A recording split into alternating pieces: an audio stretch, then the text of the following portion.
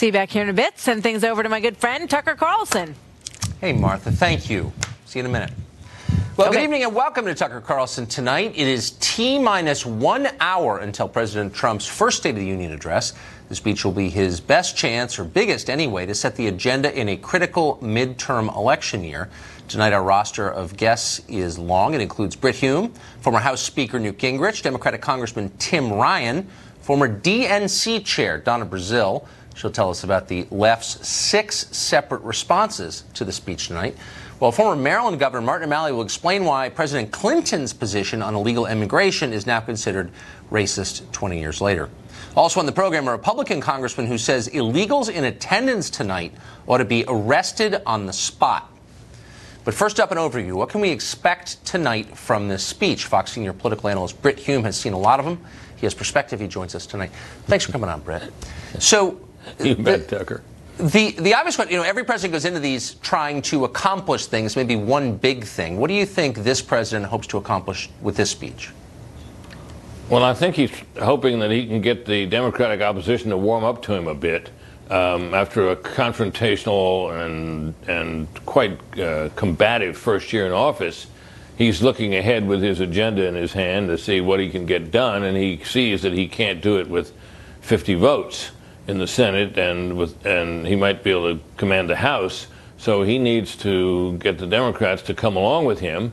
That's what the DACA proposal is about. And so the tone, I think, will be different from what we heard in his inaugural address, more like what we heard in that speech he made to Congress last year, which was not officially a State of the Union address, but for all intents and purposes it was. Same setting, same audience, and so on. Same TV audience, one presumes. So I think that's what he's going to be trying to do. It's going to be interesting to see him do it because, being warm and cuddly and friendly and accommodating is not what he's famous for. No. So this will be very unlike the rallies he's been doing all year. Does he have any hope of winning any Democrats? Are they allowed to support him in any way now, do you think? Well, let's look first of all at the immigration issue, which I think is front and center now because we have deadlines coming up and so forth. We had a government shutdown over it just recently. I think he's made what I think from the conservative side would be seen as a pretty generous offer, not only to legalize and provide a path to citizenship for the DACA group already here, but to all those who are eligible for that program who have not yet signed up for it. We're talking about well in excess of 1 million people. And for that, he wants a set of border and security measures, which Democrats do not like and are disinclined to give him. But if they want DACA enough, then he's got a real chance of getting enough to get it passed and call it a victory if he can tame a rebellion on his right, which is another issue he's going to have to deal with. So that's an example of the kind of thing he faces. Possible, but not easy. Not easy. So what do you think he can say tonight to at least lower the temperature on the left? So I guess he doesn't want the rage on the Democratic side to build to such a point that it creates a wave in the midterm. So what's the fastest way to decelerate? That's exactly right. That what I think he's understandably concerned about, and I would be too, were he or one of his advisors, is that the rage which you described translates into turnout. Yes. And the level of distaste for this president on the American left and to some extent on the American center is very high, and it would help him a lot if he could begin to diminish that. He's not going to win these Democrats over, so they're going to vote for him or vote for his party. But if he can reduce the level of their rage, he might be able to reduce the turnout in the midterm. And so, we'll probably see tonight a sunny and optimistic president. Yes, he'll boast about his achievements, and there are some certainly. And he will paint a rosy picture of the future and try to be sort of uplifting. And we'll see if he's able also to be generous in his gestures to the opposition. I think he's capable of it. It'll be interesting to see him do it. Yeah, he can. I think he can meet that. But thanks a lot for that. That was interesting. You bet. Immigration, clearly the dominant issue in the country right now, and it will be going into tonight's speech. Recently, Democrats have stepped up the intensity of their rhetoric. The latest, they're denouncing the term chain migration as, you may have guessed it, racist. Look what they're doing with family unification, making up a fake name, chain. They like the word chain. That sends tremors through people. I think a lot of President Trump's rhetoric is racist. When someone uses the phrase chained migration, it is intentional in trying to demonize families, literally trying to demonize families and make it a racist slur. It is not right. At least 24 Democratic congressmen, at least one Republican, have brought illegal immigrants to Capitol Hill to watch the speech tonight, sending the defiant message that American law is irrelevant even in the chamber where it's made. Congressman Tim Ryan is a Democrat from Ohio. His guest is an empty seat, and he's keeping it empty in honor of a constituent who has been deported. The congressman joins us tonight. Congressman, thanks for coming on. Thanks, Tucker. So your seat is empty in honor of one of your constituents who was deported, and you're trying to put a name and a face to his story, which I understand, to the issue. But I wonder if you'll consider a couple other names and faces. These are your constituents also. The first is Jordan Johnson from Austintown. He died in November of an OD. He was 27. He was a member of the Laborers Union in Youngstown, Local 125. He went to Fitch High School. He leaves behind his parents, 3 brothers, a sister, and a grandmother.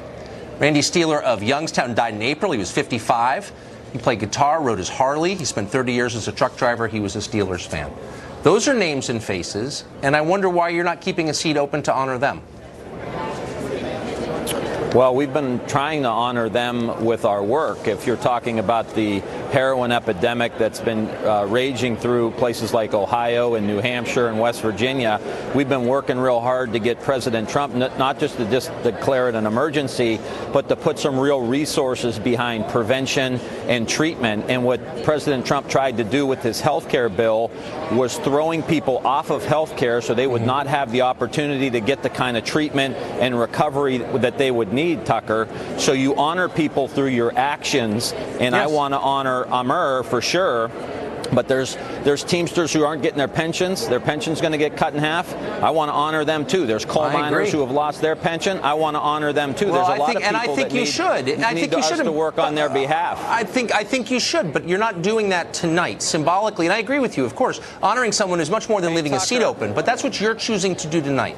You have one seat open, and you're leaving it open for someone who's deported, not for the people losing their pensions or your constituents who've died, the thousands of them in Ohio who died last year of drug ODs, but for someone who was deported for fraud. Why is that?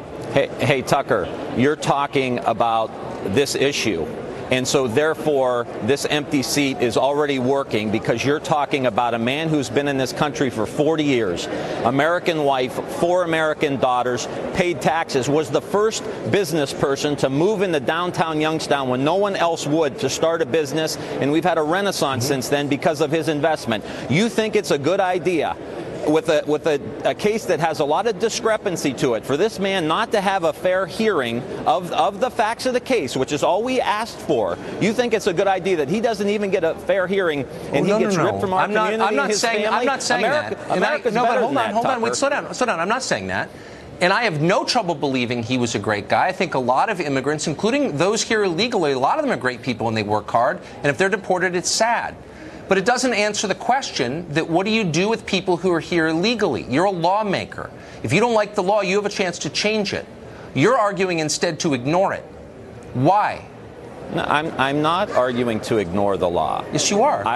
In this particular case, I was asking for this man to have a fair hearing of evidence in his case that nobody has heard, that would allow him to assimilate into the country. Yes. And this issue we're dealing with DACA and with the Dreamers was not an issue until President Trump made it an issue. And let me just say one thing, Tucker. This is not an either or. I am for border security. I am for making sure we have enough border patrol to make sure drugs don't get in our country. I'm for throwing felons the hell out of the country. But when you are someone who's a law-abiding citizen, you're paying taxes, you're a net benefit to the United States, I think if you pay a fine, if you pay some back taxes, and you learn English if you don't already know it, we should figure out a way in the next 5 to 10 years to get you into the country and then expedite people who are waiting in line now. You can pass that law. And by the way, I think what you're describing sounds like a sad situation. There are a lot of sad situations in Ohio right now. 4,000 people died of drug ODs. 400 were deported. by a factor of 10. Drug ODs are a bigger deal. And you're spending your time and the symbolic power you have to honor someone who's deported rather than one of your constituents who died of a drug OD. And I don't understand why. Tucker, it's a simple question. Hey, Tucker, I've spent more time on the opiate epidemic in my career than you have ever. Not tonight. And a lot of other people that are going to be criticizing me. So I'm not taking a backseat to you or anybody else on the opiate epidemic. You tell your president and your party to fund the damn bills we try to put forth to make sure that these people can get treatment and recovery. Look, I may agree with, but let me just say, I may agree with you on some of that. No, I may agree with you. But you've got a chance to send a symbolic message, and you're sending it. We know where your priorities are. Treatment and recovery. We know where your priorities are, Tucker. Yeah. Do something about it. Use your... I am. Congressman Paul Gosar is a Republican. He represents Arizona. He's called for the police to arrest illegal immigrants in attendance at tonight's speech. Capitol Police say they don't have the resources to do that, even though they don't know the names of the people who are there, as well as the congressmen they're accompanying, because they're in the newspaper. Meanwhile, Republican Senator Jeff Flake tweeted this in response to Gosar's proposal, quote, "This is why we can't have nice things," meaning that when Republicans get power, they break things. He's not the only Republican who is casting aspersions on Congressman Gosar, and of course Democrats are united in their contempt for his suggestion. The congressman joins us tonight. Congressman, thanks a lot for coming on. So let me just ask you a factual question first. It's my understanding that a lot of the people who are here illegally brought by members of Congress tonight are in fact protected by the president's, in effect, temporary amnesty that he gave them under DACA. Are there any that you know are in the chamber tonight who are actually in current violation of federal law? We don't know that, Tucker, because we don't know who's eligible and what's not, because what they did is they flouted it, saying I'm bringing an illegal to the State of the Union. So it just behooves us to actually know exactly who they are and actually if they were carrying identification. So, I mean, I can't get in. I'm a member of the press for 25 years. I can't just kind of walk into the Capitol building without identification. Were they able to do that? Well, here's the deal, is members of Congress, they were utilizing their office to bring those people in, and it wasn't getting the proper scrutiny. You know, we had an outpouring from across the country saying, if I go anywhere, I need an ID. Yeah. In fact, yesterday, Congress actually said if you're going to start a bank account with your own money, you had to have a valid ID. So once again, when you're flouting the law about illegals, you better have that proper identification. Otherwise, you don't belong here. Here's the hallowed halls where we build laws. We ought to be upholding the laws predicated so that Americans see that no law we pass is above us or below us. So just to be totally clear and factual about this, because your comments have driven a lot of response, including, again, from a member of your own delegation, Jeff Flake, also from Arizona. You believe that some of the illegals that members of Congress are bringing tonight have not been vetted in the same way that American citizens would have been vetted if they came to the Capitol. Is that what you're saying? Absolutely. You don't have the proper identification. If you were under a program, a visa or whatever, that's proper documentation. But the way members of Congress flouted it, and particularly in this president's face, that's what we suspected. And you know what? If that's what we suspect, you should apply to the same letter of the law that all the rest of everybody has to do. Well, yeah. I mean, you'd think at least they would be held to the standards that Americans are, not to some different and sort of special standard. So quickly, why did your senator, Jeff Flake, attack you, if in fact he was attacking you when he sent out that tweet? What did that mean? Oh, he absolutely is. We don't see eye to eye on this issue, Tucker. What I want to have is a conversation about all the issues about immigration, to make sure that we reward legal immigration, not reward illegal immigration. You know, I've got children, and what you do is you help children by saying, listen, this is the best way to do it, and when they do something wrong, they go into timeout. What about the victims that are standing in line for tens and tens of years and hundreds of thousands of dollars? They're the true victims. And then we also have to take on, you know, states like California that are taking a fight right to the federal government. In my state, you can't be against 1070 and for California. We got to pick this fight. Me and the senator don't see eye to eye, and I don't take his crap. Well, and let me just say really quick in closing, I mean, he didn't actually respond to your point at all or make a case against you. He just dismissed you as if you were a child, which is, of course, the hallmark of a dumb person. You know, Tucker, we've been crossed before. We had a conversation about his vote with Loretta Lynch and about his duties as a senator, and he lost that display in front of Congressman, thank you. In the audience. We're out of time. Thanks, Good luck Tucker. tonight. Got a live view of the Capitol, the State of the Union, less than an hour from right now. The president's motorcade currently en route from the White House. Newt Gingrich joins us in just a minute to discuss what we can expect at the end of the hour.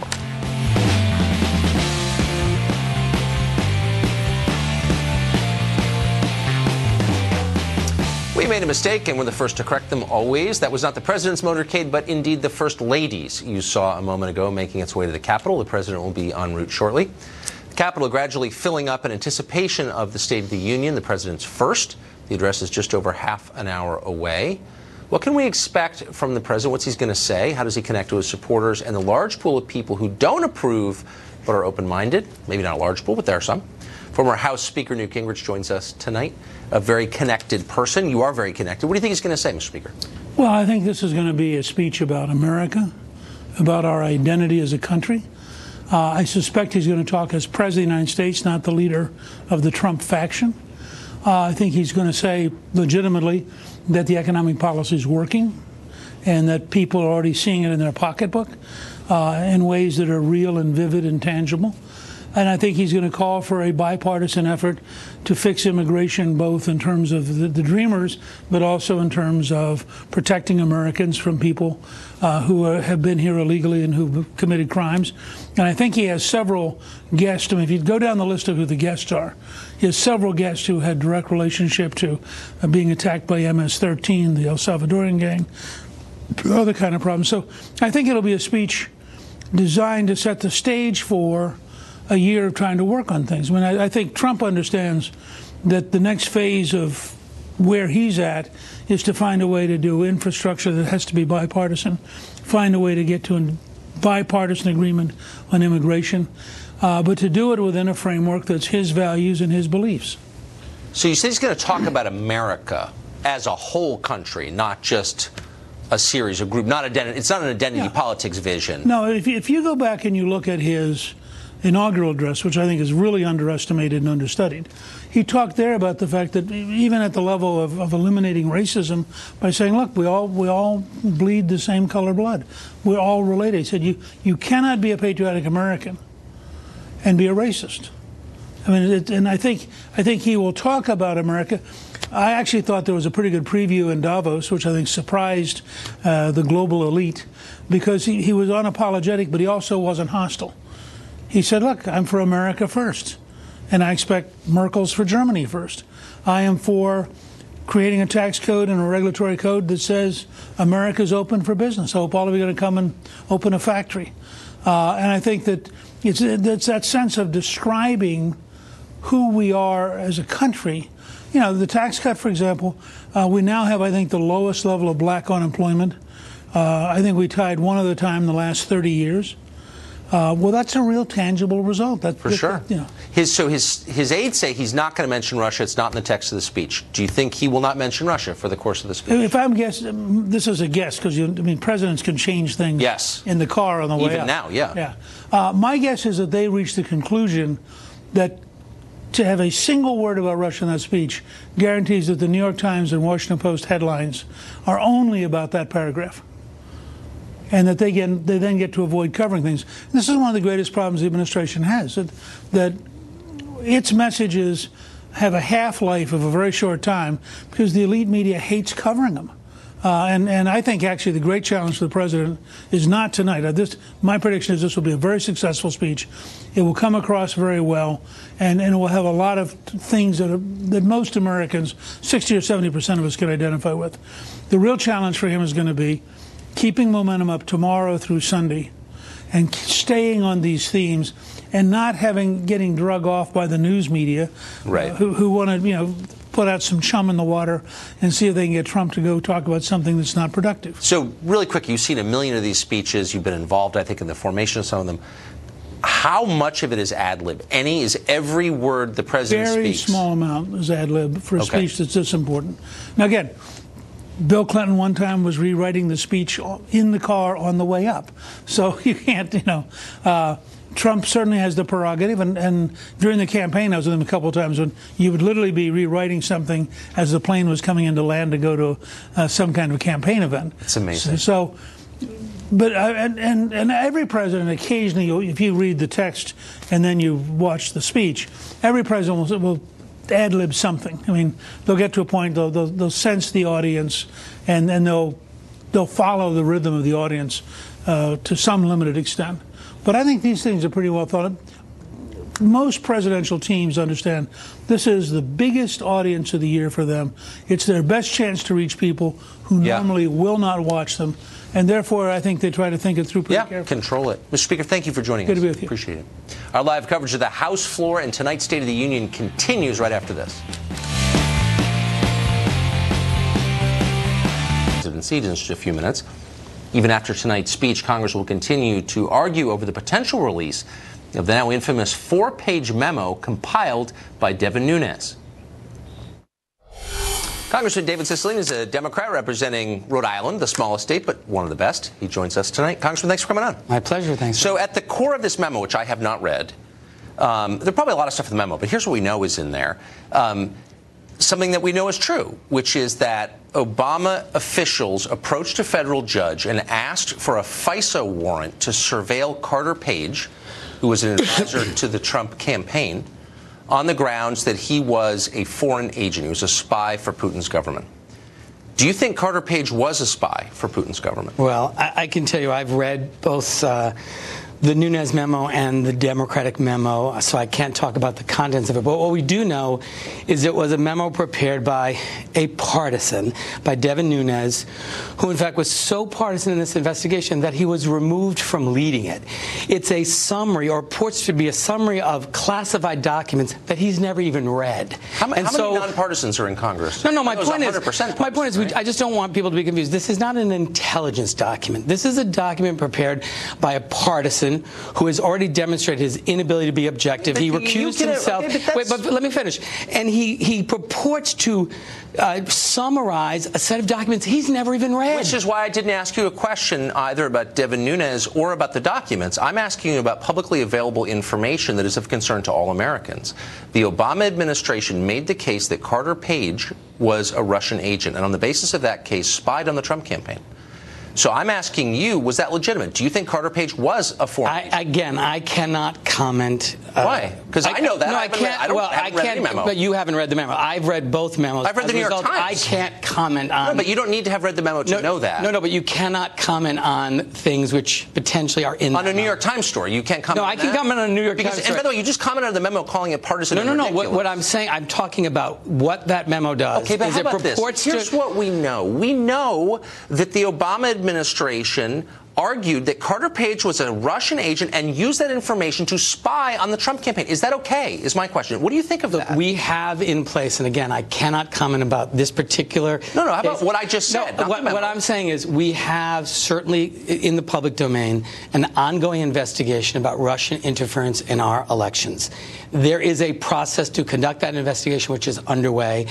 This is sadly another attempt to undermine that investigation, to create this memo and this whole release. I'm sure there's a lot of politics, but hold on. As an American, I'm worried about Carter Page. I don't want anyone to interfere with American presidential elections. Okay, but I'm not trying to. But my other concern as an American is that the government might be spying on people for political reasons. And we know that the Obama administration spied. Dispute this if you will. Am I wrong? Did Obama agencies surveil the Trump campaign or not? I will tell you this. I take any allegation about government surveillance very seriously. I spent my career practicing criminal defense work and civil rights work. It's a really simple question. Did the Obama administration authorize spying? Hold on. Just let me finish the question. Sure. And then I really want you to do your best just to answer this question. And I'll concede every other point. Did the Obama administration, as news reports suggest, authorize spying on someone involved in the Trump campaign? I cannot answer that question based on my review of the memo. Would you be concerned about it if you found that to be true? I would be concerned at any time that a process was not followed, created by the FISA court and all the standards that apply to that. But I've seen no evidence to suggest that. But no one's alleging that. No one's alleging that the federal judge who approved that warrant was out of line or the people who asked for it. I just want to know what you think of the allegation that Carter Page was a Russian spy, because it seems insane, because now he's on MSNBC. He graduated from the Naval Academy. It's not like this guy is disloyal that we know to his country. Again, we have lots of examples where the federal government conducts investigations, both counterintelligence and criminal investigations. That's an important part of what they do. But does it make you nervous of a political campaign? So like if, no, if it doesn't make me nervous. That the Trump campaign because 3 years from now spies on the Kamala Harris campaign. Because it doesn't make me nervous because I have confidence in the men and women, the professionals at the FBI who take their responsibilities seriously, who have a whole range of responsibilities to meet. There's oversight. So don't ask questions about the government because no. I'm not saying don't ask questions. Heroes. But what we're engaged. Well, sadly, what we're seeing now is just an ongoing effort to smear the FBI, to attack. Not by you. I'm saying the Republicans in Congress. And the problem is, it's an effort to undermine this investigation. I think to set the stage for the termination.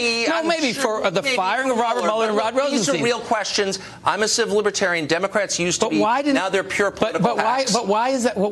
Why is it, Tucker, then, when the Democrats sought release of the Democratic memorandum, which went point by point to answer those questions, every single Republican on that committee voted against it? I don't know. I think it should all be released tomorrow. I mean, I'm on the releasing side, always. Good. Congressman, thank you. My pleasure. Great to be with you. Looking at live pictures of the White House there, the president is leaving shortly. President Trump's address less than 30 minutes from now, the first State of the Union of his presidency.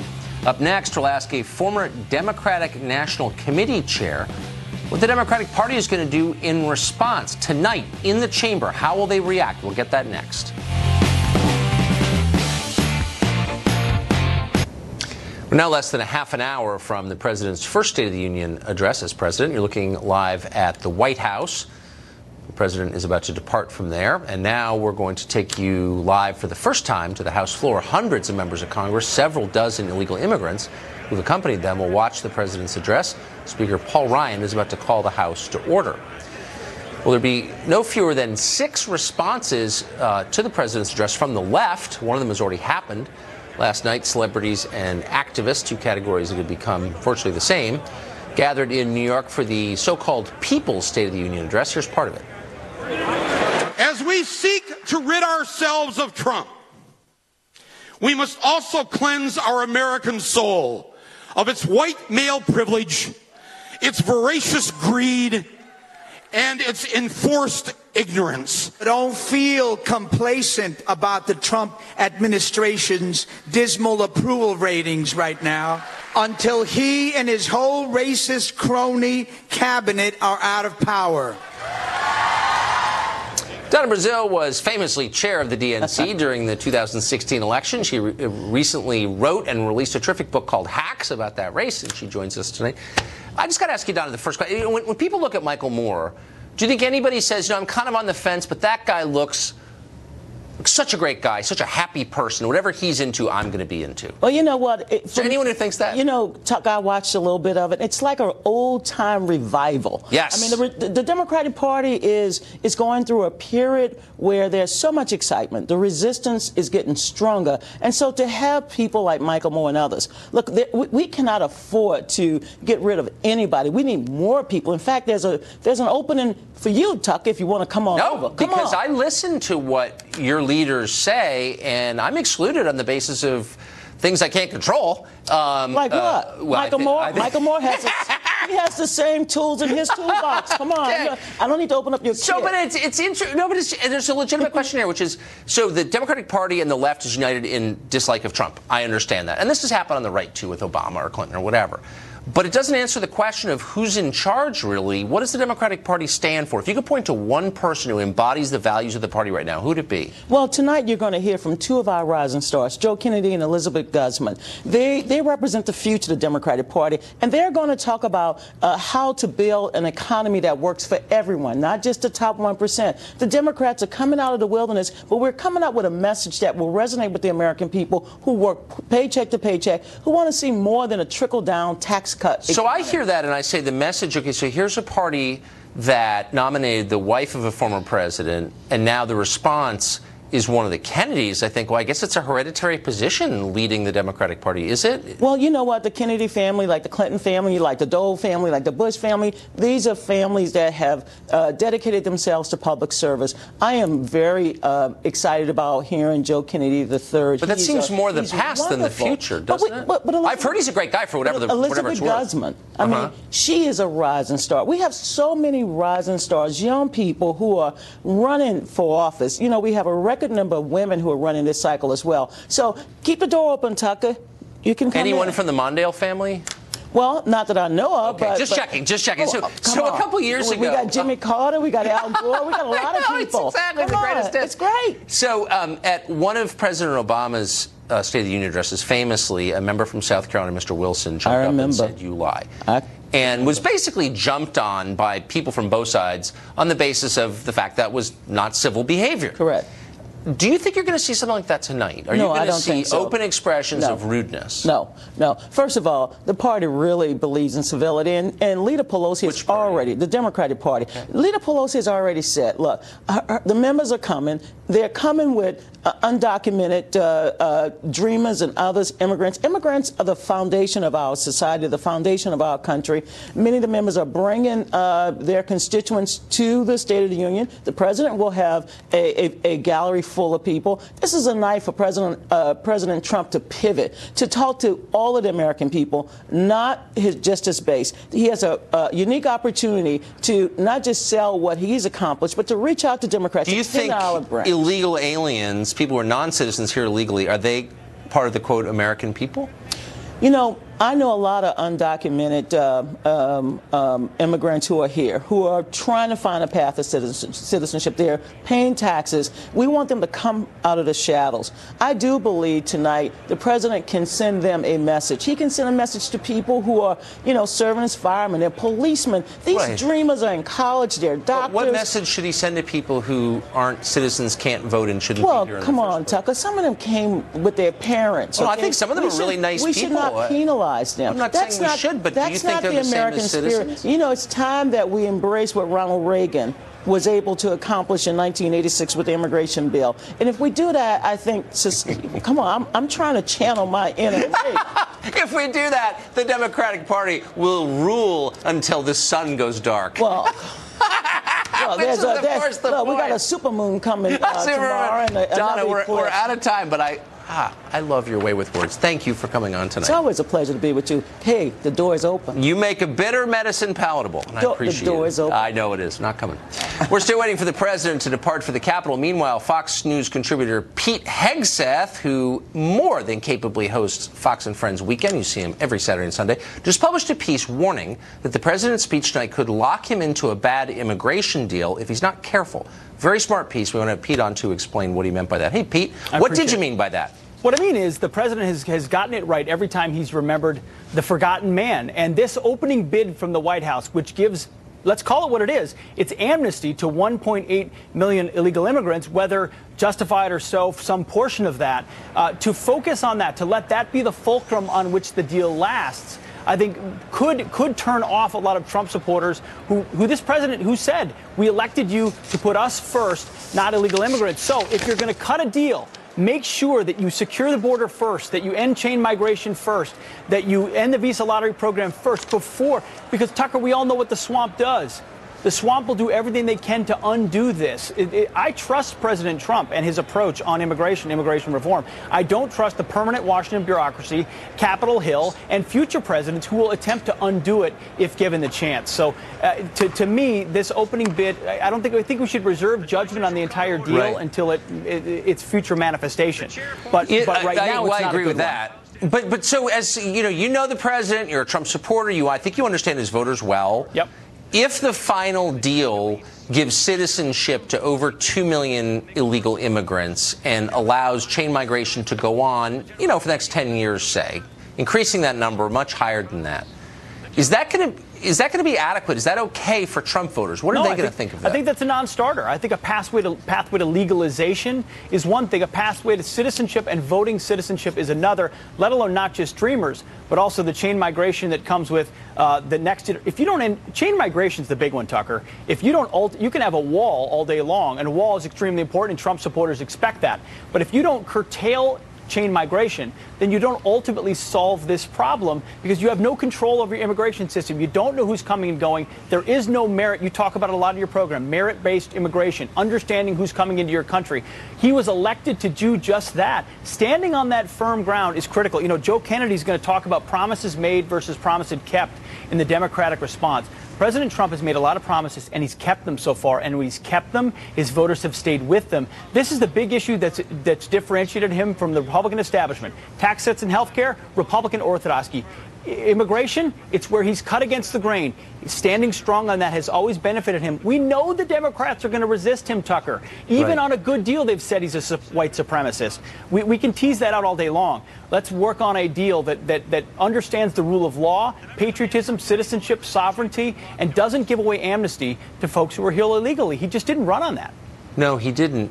Do you think the views of some of the Republican senators who've been involved in crafting this legislation, I'm thinking of Jeff Flake of Arizona, particularly Lindsey Graham of South Carolina, do you think their views mirror those of Trump's voters, of the Republican electorate, of the people who put this president in power in the first place? No, I mean, I've known Lindsey Graham for years, but there's a reason he got 1% in the primary, is because he doesn't reflect the Republican electorate, and his views aren't in keeping with Pete, our you can Americans probably, I just want to interrupt really quickly. You can see on your screen that's the President of the United States walking to his limousine on his way to the Capitol for his first State of the Union address.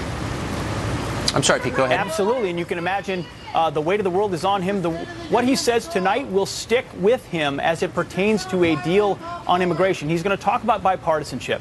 But it's been clear so far that Nancy Pelosi and Chuck Schumer have no interest in reaching across the aisle. You know, and if he's going to reach so-called moderate Democrats, Tucker, on the Senate side, it better be so based on political imperative and not on giveaways, because Trump supporters are not going to be okay with giveaways on amnesty, giveaways on chain migration, giveaways on visa lotteries if they don't get a wall and they don't get actual solutions on immigration. It is his signature issue. So if he talks about legalization, that's okay. Citizenship is a whole other thing. But again, we're in the beginning stages of this deal, and I have faith in him, but not Congress. Thanks for that reality check, Pete. I appreciate it. Thanks, Tucker. Appreciate it. So it'll be the first time that illegal immigration became a major issue during a State of the Union address, believe it or not.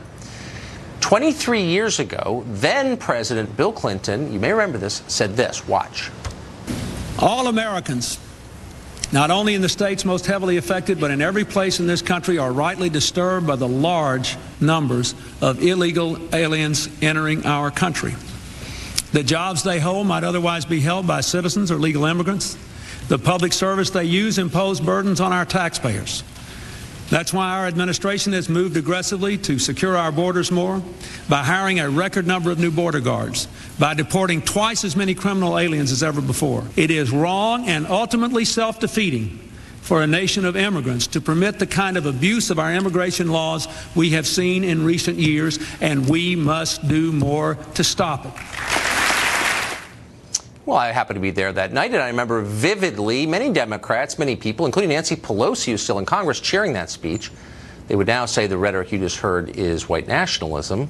What's changed and why? Martin O'Malley was Democratic governor in the state of Maryland. He joins us tonight. Governor, thanks for coming on. Thank you, Tucker. Good to be with you. Now, you know Bill Clinton well. It was nice to hear. It was nice.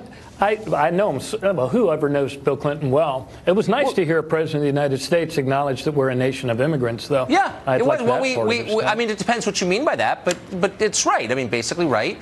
But he said maybe because we ought to, and these are the words, be disturbed by the number of illegal aliens, quote, coming into this country, taking American jobs and burdening our infrastructure and social safety net. What's untrue about that?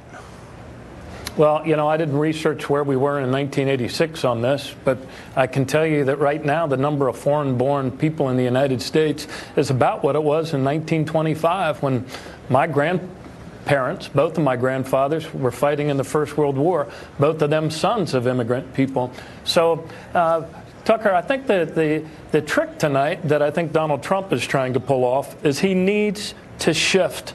When he comes in here, no president since Richard Nixon has walked into a State of the Union with as much of a criminal cloud of investigation hanging over him as Donald Trump has. So he is going to shift the conversation to immigrants. He's going to try to vilify, criminalize all new American Wait, let me just say, first of all, if your grandfathers were fighting the First World War in 1925, they were the only ones. Second, I would say that members, a dozen or so members of Congress have brought people here illegally with them to the speech. So it's not simply the president is using it as a distraction. This is the central issue of the Democratic Party. They just shut down the government over it. So it's not just, it's unfair to say wherever you are, it's not just a distraction. It's an important issue for the Democrats. Exactly. So let's just address the issue.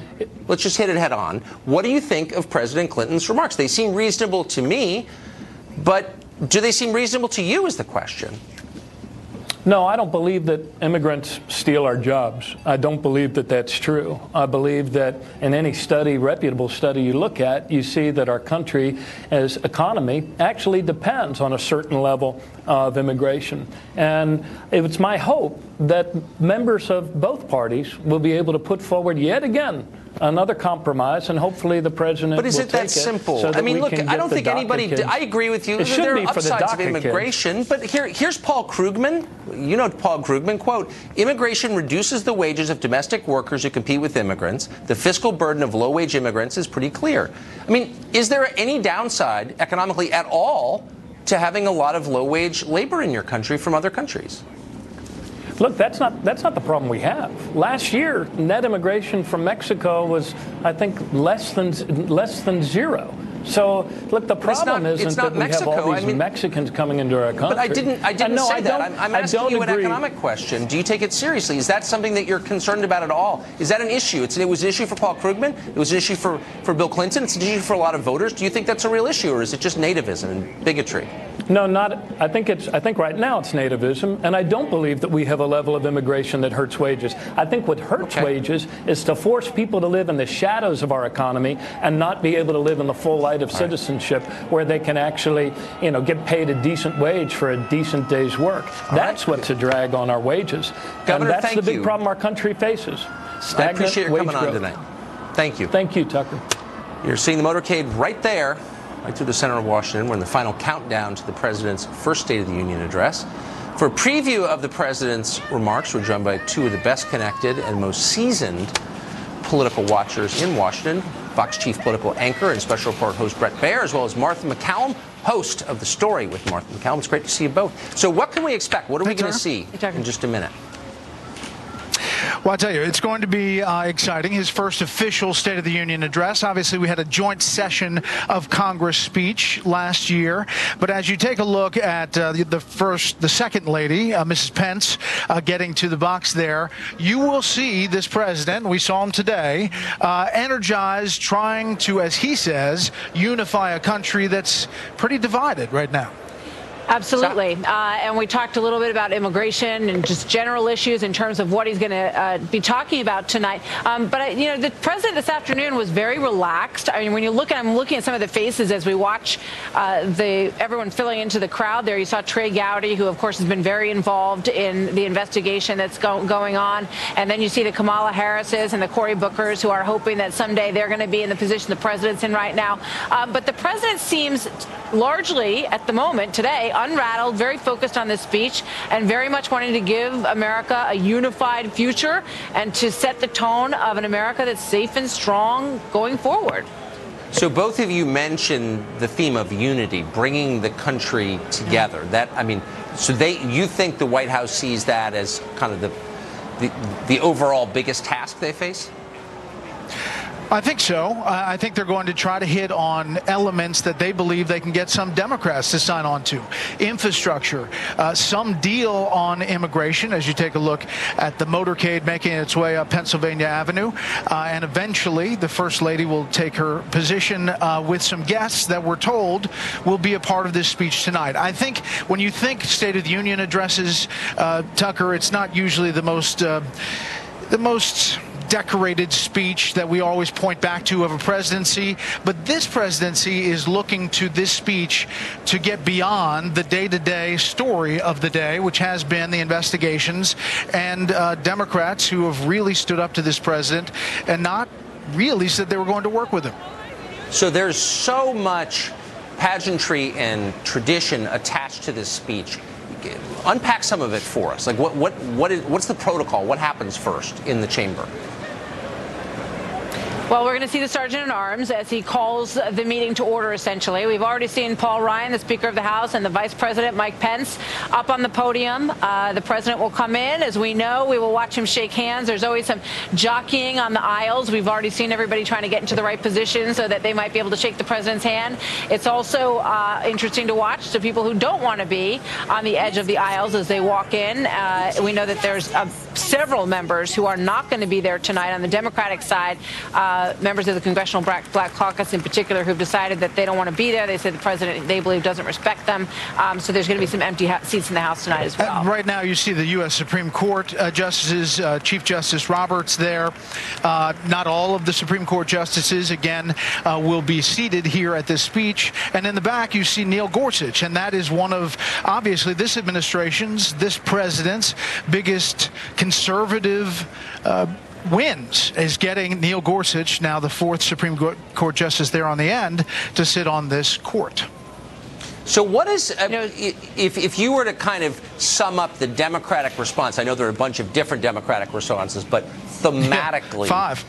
Yeah, at least. So, but thematically it seems connected to immigration. Is that fair to say, their response?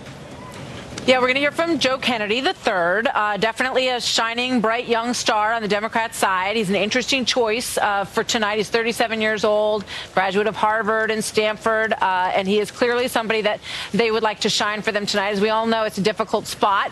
We remember Marco Rubio and the drink of water, and Bobby Jindal, who gave a sort of lackluster performance. So the focus will be on him. I mean, obviously, so much of the Democratic side has been resisting this president, so he's going to have to search for some positive messages, and what we've seen so far is that he's hitting some of the same tones in terms of unity, bringing the country together. You're going to hear some of that from Joe Kennedy as well. And Maxine Waters is probably not going to strike the unity tone, Tucker, but of the five, it's interesting that you have five different Democratic responses. In perhaps a different presidency, if the GOP was doing that, there'd be a lot of talk about how they weren't unified behind leadership in their party, but we'll see how it goes. This president has a lot on the line tonight. So, I mean, both know the temperature in this city is really hot right now. People are emotional. Except right here. Yeah, except you're always pictures of cool. But I wonder, in the chamber, are Democratic leaders concerned about outbursts during the speech? Nancy Pelosi, we're told, gave a speech that said, don't do it. Stay in line. Interesting. Don't have an outburst. But we may very well see that because, as you're right, tensions are high and emotions are high, especially along partisan lines. Yeah, so I mean, obviously the immigration topic is the hottest one of all that you're going to hear tonight. But, looking through at least what we have so far of this speech, the president's going to try to bring people together on this. He's going to talk about the future, that everybody should have the opportunity to thrive in America. I mean, I think it looks so far that he's trying to give a speech that is not going to be very controversial. I talked to Bill Bennett earlier, and he was saying, but he has to also maintain the strength that we've seen in him that makes him different. And that's the line that he's going to have to try to walk tonight, Tucker. These speeches tend to be foreign policy heavy, of course, it's the president, but particularly State of the Union addresses. Do you have any idea what he's going to cover there? Well, I think obviously he has a great story to tell about ISIS and what happened with ISIS in Iraq, in Syria. He'll talk about our commitment in Afghanistan, perhaps about the problems with Pakistan. But I think, and I've talked to a few people, that North Korea is going to be a central focus of at least the foreign policy part of this. And throughout the night, there are going to be moments, I'm told, that people will remember, and that you may see a big foreign policy moment in this speech. His biggest focus, though, will be on the economy and what he sees as a turnaround directly to the tax law. It's just one thing on the foreign policy front. I think the thing that divides this president from previous presidents is that he is not, he believes that there's a connection between the money that is given from the United States and the relationship that he has with that country. And historically, those two things have been separate in terms of military connections and aid that goes to a country. He's made it very clear he doesn't see it that way at all, whether it comes to Europe or whether it comes to Israel or the Palestinians or Pakistan. So I think that's something that's very different about this president. I think we're going to hear some of that tonight. So he expects something in return for the investment. Amazing. Exactly. I should have asked you this question at the outset because it's such an obvious one. Who's sitting, do we know who's sitting with the Trump family tonight? There's a long list. As you see, the First Lady is being escorted to the box now, wearing a lovely white suit. She has a long list of guests. Let's listen in if we could, Tucker.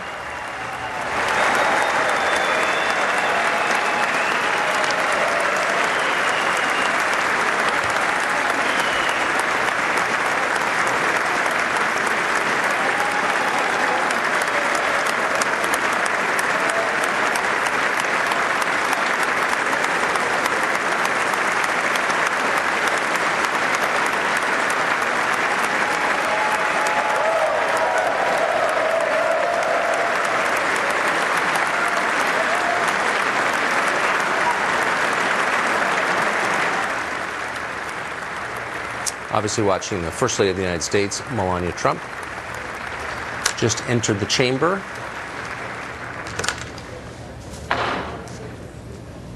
There it is. A truly bipartisan moment. Cabinet. The cabinet. President Trump's cabinet. One cabinet member traditionally missing, always from every State of the Union address. That person literally in an undisclosed location for practical and traditional reasons. The President's speech is about to begin, as you can see. And Fox News' Brett Baer and Martha McCallum will be back to continue our live coverage. Sean Hannity and Laura after that. Stay tuned. Fox is on this all night long.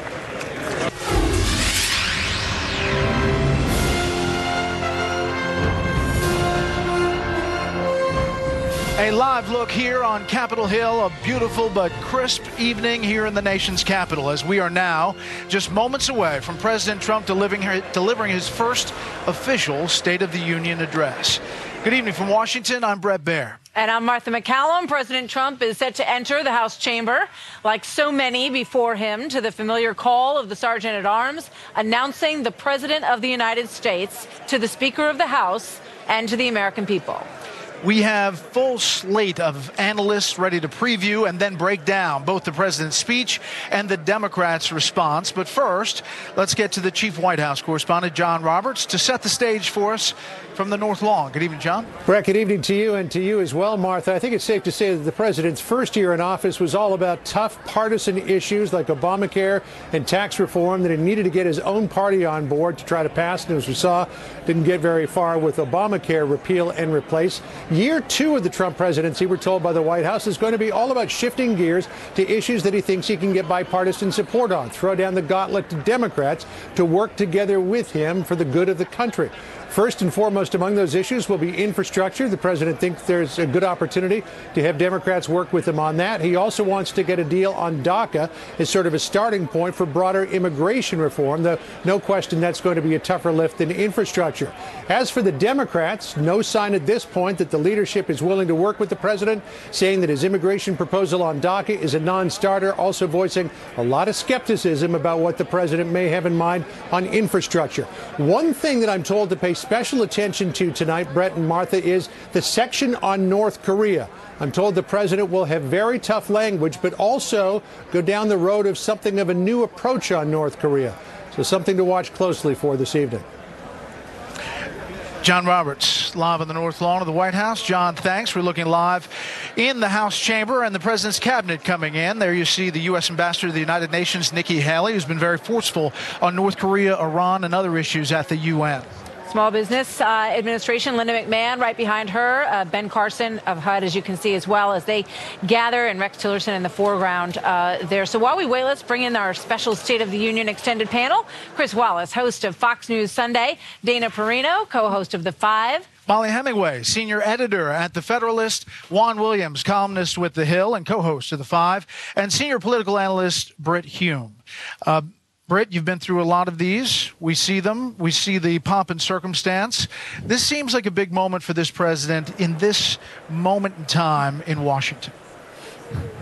Well, he's in a different situation than he was a year ago when he arrived with all guns blazing, and you'll remember that inaugural address. It was so kind of bellicose. He softened his tone for his first State of the Union address, which was the joint address to Congress about a year ago.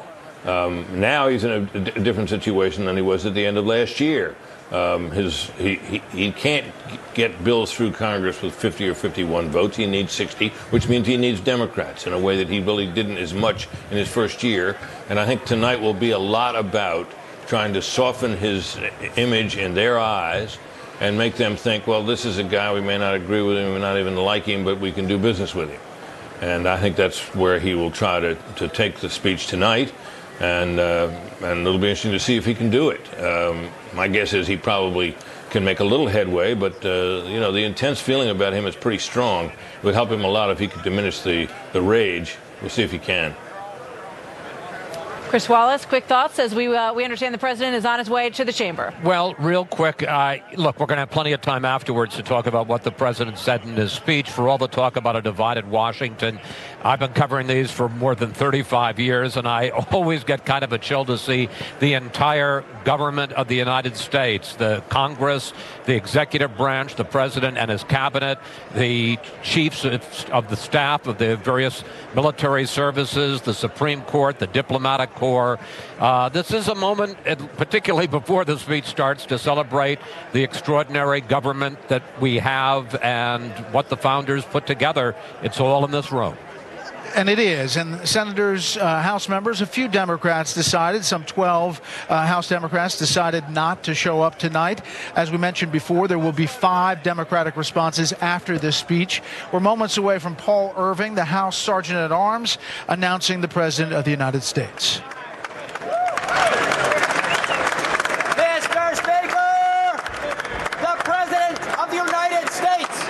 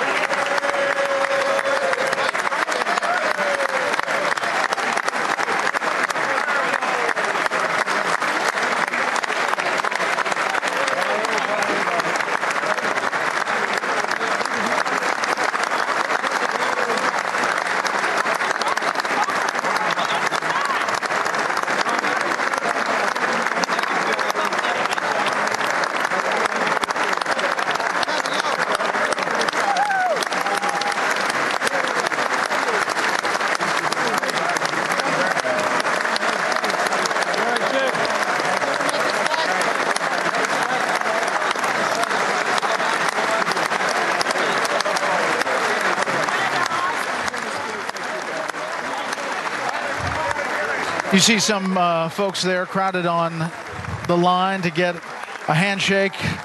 Louis Gohmert there, a big supporter of the president, obviously, and behind the president, the House Majority Leader, and Steve Scalise, the House Majority Whip, who obviously had his own challenges this year coming back from that gunshot on the softball practice. Choosing the electric blue tie tonight, President Trump moving down the row. Juan Williams, let's bring you in. Thoughts on this before we hear from the president tonight?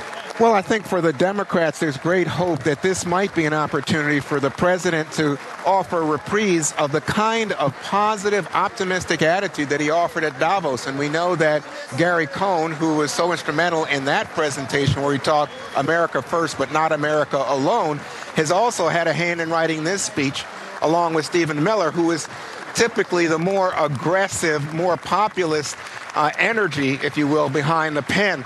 So the question is how much the president can do in terms of extending a base that is, according to most polls, locked in the mid to upper 30s in terms of approval. And that's evidence, I think, of the extreme political polarization in the country. And tonight, if he can offer some kind of hand to say, you know, I'm looking more presidential, I'm ready to work with Democrats, I think he can deliver a message. But are people able to hear that if he is able to change? Dana, quick thought as we watch the applause here, which could go on for a bit. Well, yes, last weekend, or 2 weekends ago, when the president was unable to go to Florida for Mar-a-Lago for the one-year anniversary of his inauguration, he didn't have a chance to celebrate. This is sort of like the first year of a child, right? So the first anniversary is such a big one.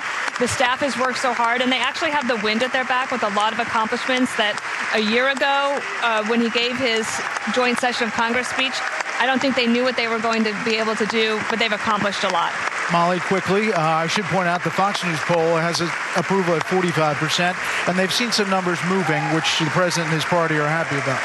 Yeah, and he's done very well with his base, and it's the independents that have softened a bit since his election. So I expect this will be the typical speech that reaches out to independents and has sort of a grab bag of giveies or goodies for them. But he needs to be careful not to switch too much from that to, he's been successful in part because he is so unorthodox in his approach, and having a very traditional speech might not serve him as well as it does in D.C. Let's listen in to the Speaker of the House, Paul Ryan, gavel the session to order.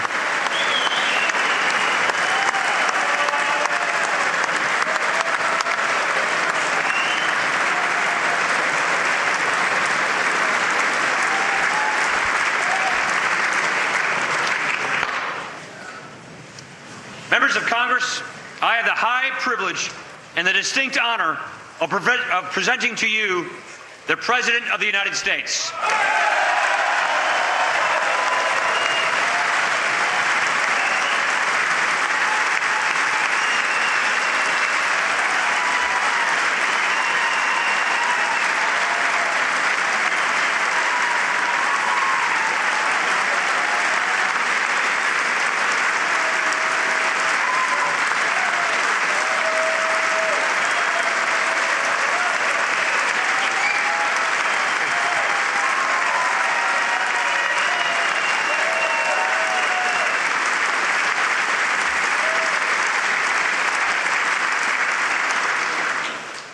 Mr. Speaker, Mr. Vice President, members of Congress, the First Lady of the United States, and my fellow Americans. Less than 1 year has passed since I first stood at this podium in this majestic chamber to speak on behalf of the American people and to address their concerns, their hopes, and their dreams. That night, our new administration had already taken very swift action. A new tide of optimism was already sweeping across our land. Each day since, we have gone forward with a clear vision and a righteous mission to make America great again for all Americans.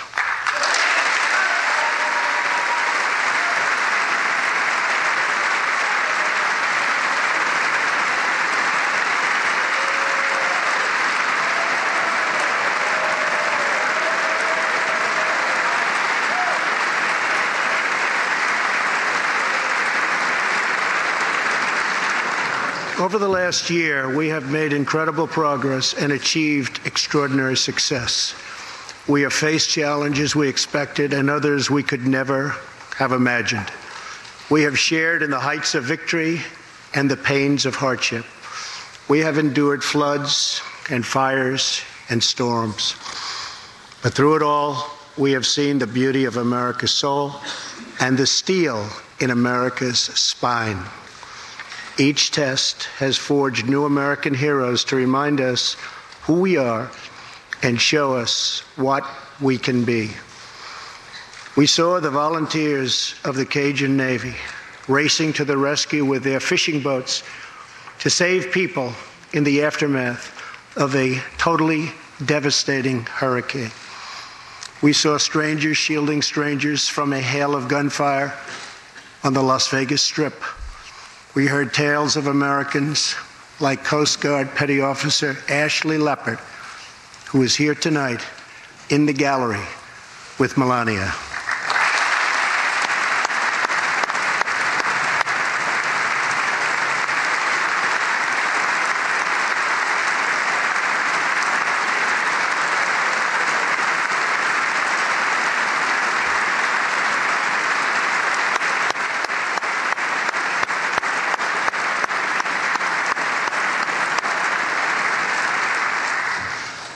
Ashley was aboard one of the first helicopters on the scene in Houston during the Hurricane Harvey. Through 18 hours of wind and rain, Ashley braved live power lines and deep water to help save more than 40 lives. Ashley, we all thank you. Thank you very much.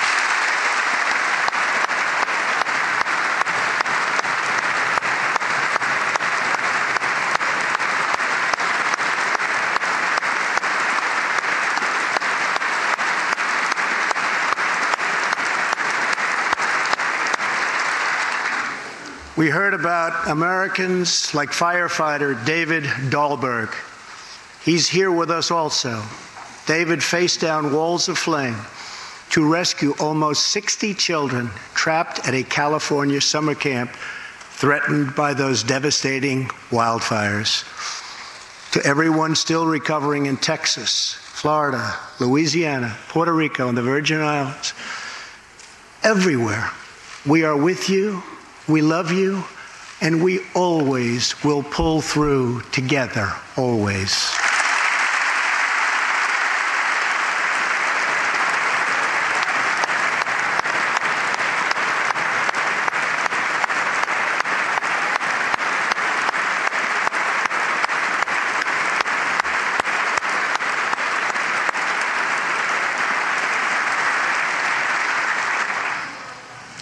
Thank you to David and the brave people of California. Thank you very much, David.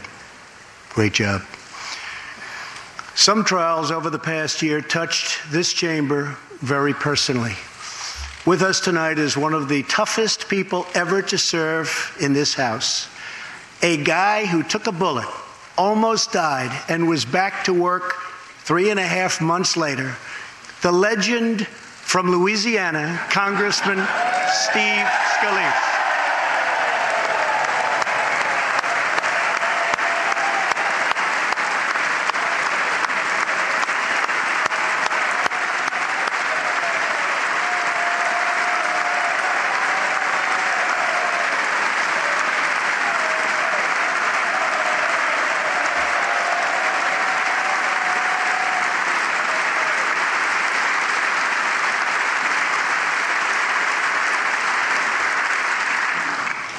I think they like you, Steve.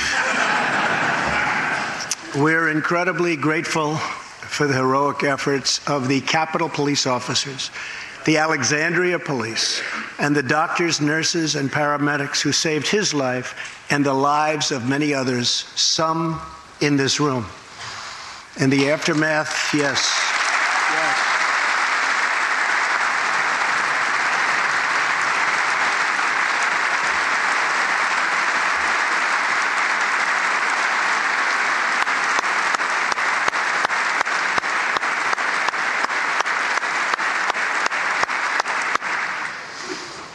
In the aftermath of that terrible shooting, we came together, not as Republicans or Democrats, but as representatives of the people. But it is not enough to come together only in times of tragedy. Tonight, I call upon all of us to set aside our differences, to seek out common ground, and to summon the unity we need to deliver for the people. This is really the key. These are the people we were elected to serve.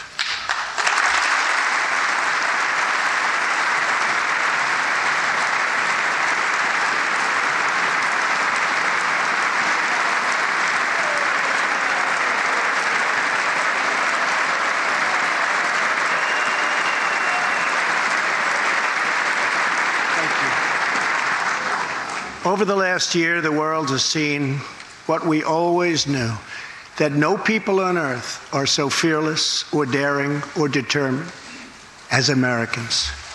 If there is a mountain, we climb it. If there's a frontier, we cross it. If there's a challenge, we tame it. If there's an opportunity, we seize it. So let's begin tonight by recognizing that the state of our union is strong because our people are strong.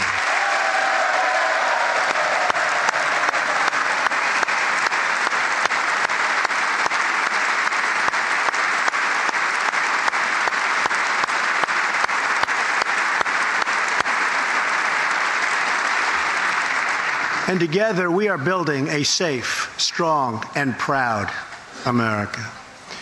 Since the election, we have created 2.4 million new jobs, including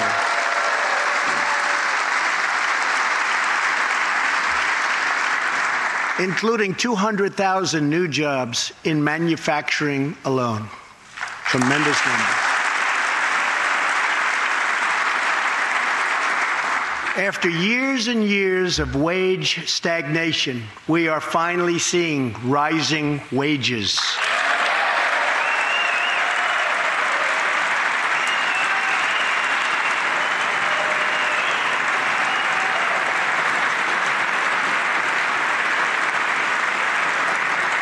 Unemployment claims have hit a 45-year low.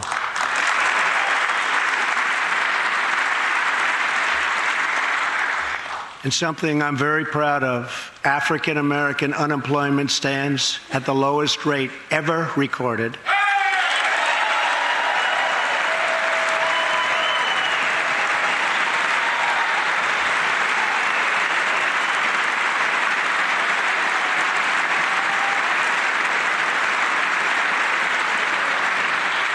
And Hispanic American unemployment has also reached the lowest levels in history.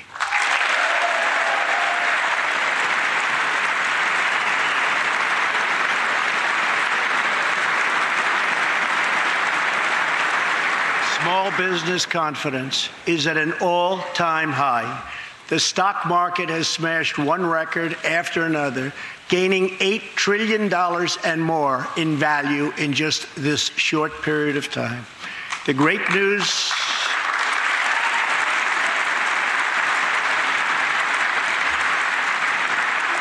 news for Americans, 401k, retirement pension, and college savings accounts have gone through the roof. And just as I promised the American people from this podium 11 months ago, we enacted the biggest tax cuts and reforms in American history.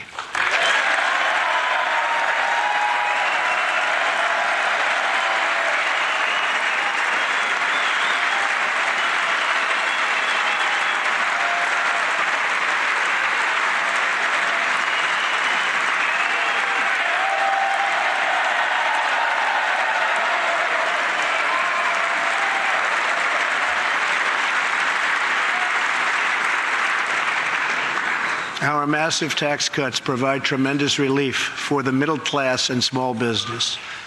To lower tax rates for hardworking Americans, we nearly doubled the standard deduction for everyone.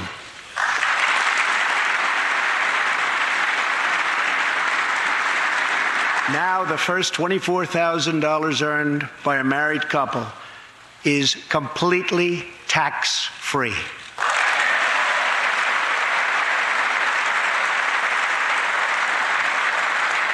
We also doubled the child tax credit.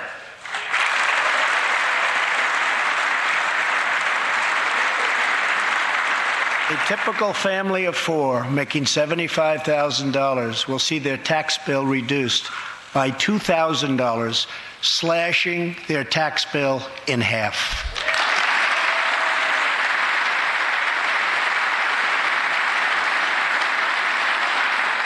In April, this will be the last time you will ever file under the old and very broken system, and millions of Americans will have more take-home pay starting next month, a lot more.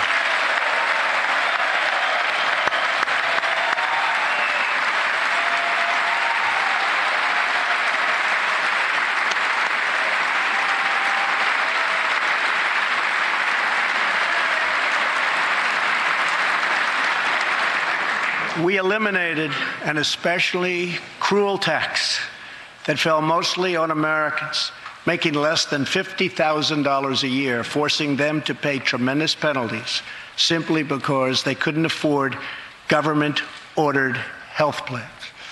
We repealed the core of the disastrous Obamacare. The individual mandate is now gone. Thank you.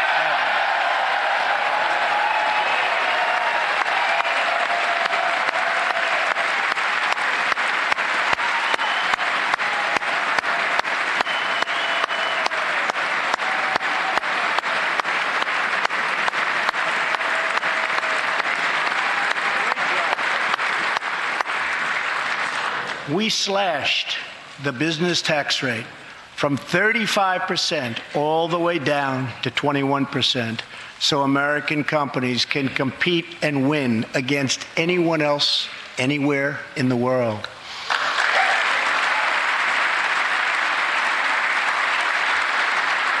These changes alone are estimated to increase average family income by more than $4,000. A lot of money.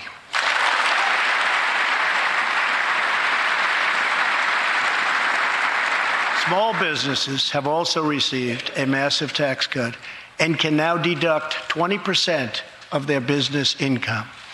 Here tonight are Steve Staub and Sandy Keplinger of Staub Manufacturing, a small, beautiful business in Ohio. They've just finished the best year in their 20-year history.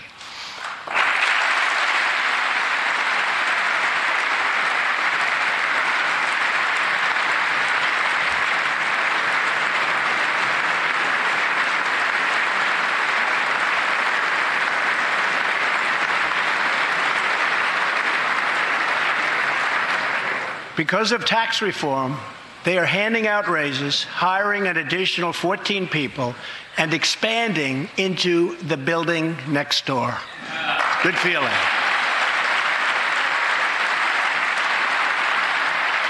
One of Staub's employees, Corey Adams, is also with us tonight. Corey is an all-American worker. He supported himself through high school, lost his job during the 2008 recession, and was later hired by Staub, where he trained to become a welder. Like many hardworking Americans, Corey plans to invest his tax cut raise into his new home and his two daughters' education. Corey, please stand.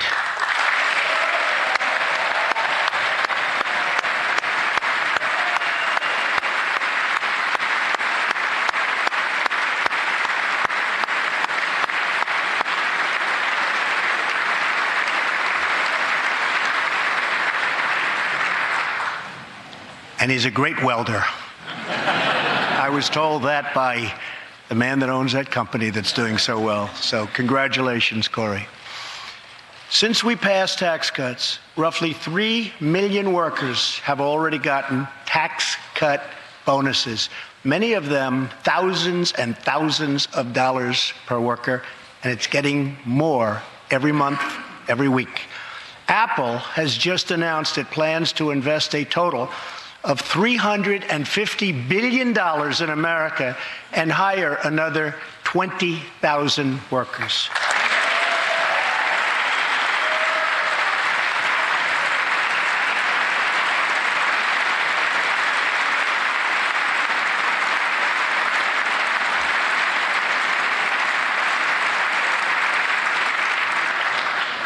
And just a little while ago, ExxonMobil announced a $50 billion investment in the United States, just a little while ago.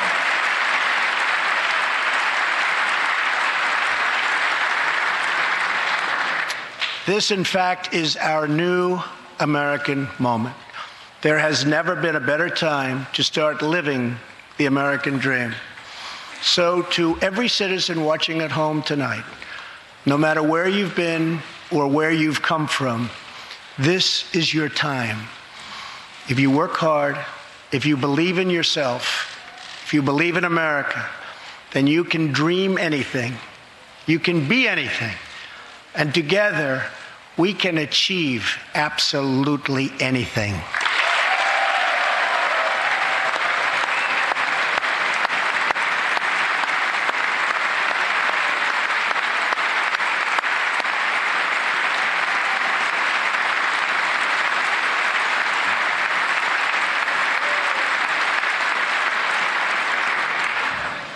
Tonight, I want to talk about what kind of future we're going to have and what kind of a nation we're going to be.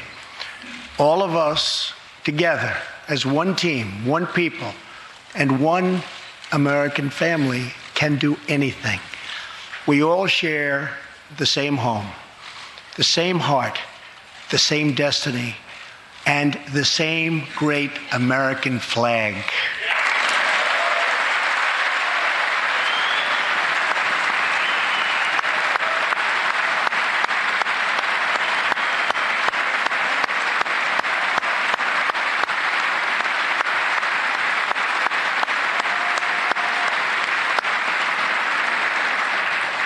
Together, we are rediscovering the American way.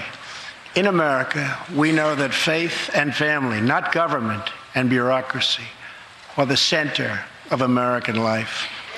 The motto is, "In God we trust."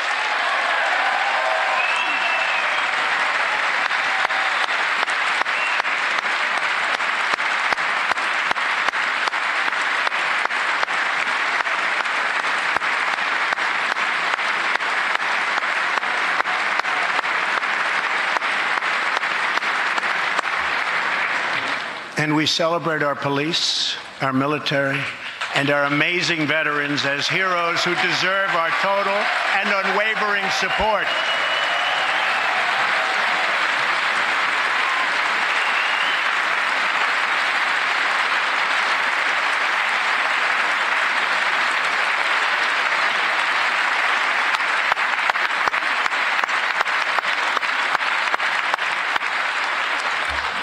Here tonight is Preston Sharp, a 12-year-old boy from Redding, California, who noticed that veterans' graves were not marked with flags on Veterans Day.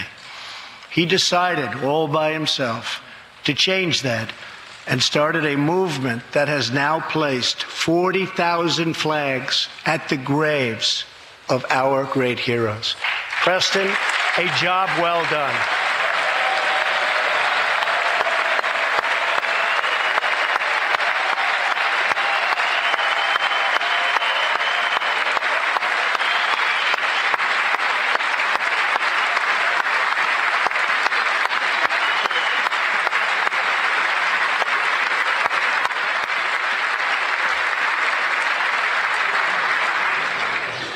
Young patriots like Preston teach all of us about our civic duty as Americans. And I met Preston a little while ago, and he is something very special that I can tell you. Great future. Thank you very much for all you've done, Preston. Thank you very much. Preston's reverence for those who have served our nation reminds us of why we salute our flag, why we put our hands on our hearts for the Pledge of Allegiance, and why we proudly stand for the national anthem.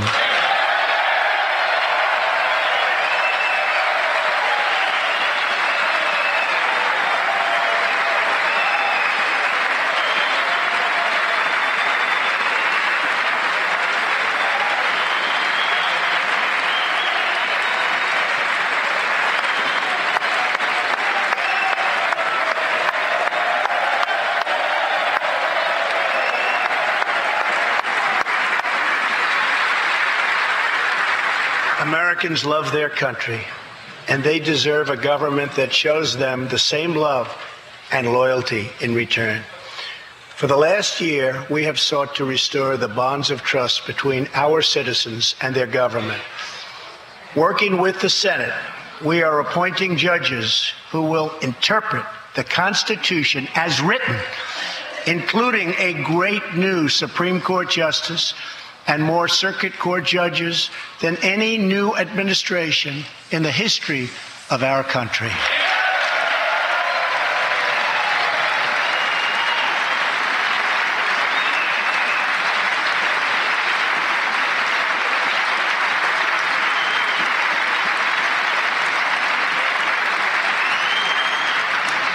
We are totally defending our Second Amendment and have taken historic actions to protect religious liberty.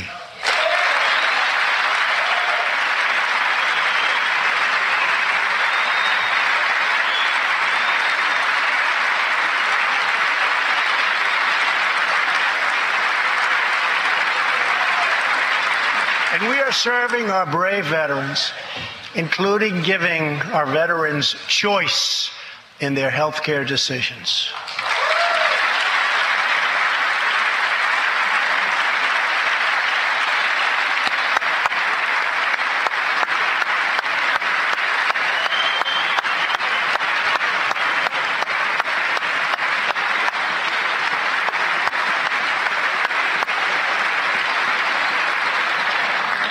Last year, Congress also passed, and I signed, the landmark VA Accountability Act.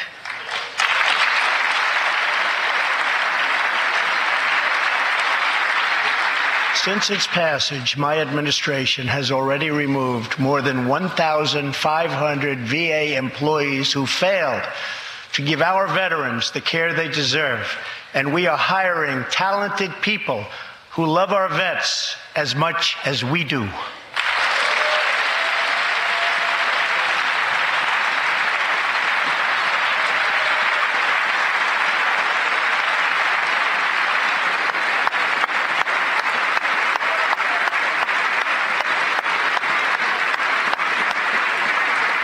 I will not stop until our veterans are properly taken care of, which has been my promise to them from the very beginning of this great journey.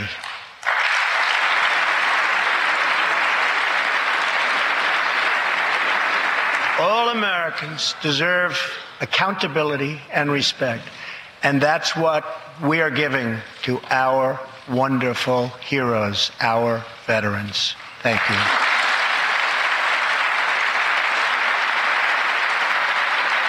So tonight I call on Congress to empower every cabinet secretary with the authority to reward good workers and to remove federal employees who undermine the public trust or fail the American people.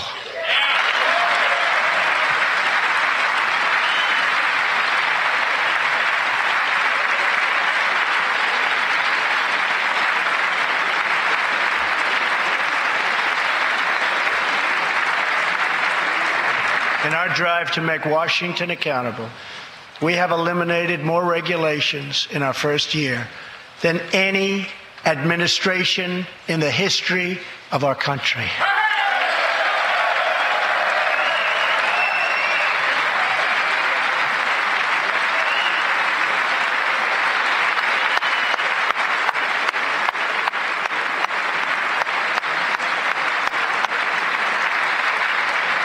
We have ended the war on American energy, and we have ended the war on beautiful, clean coal.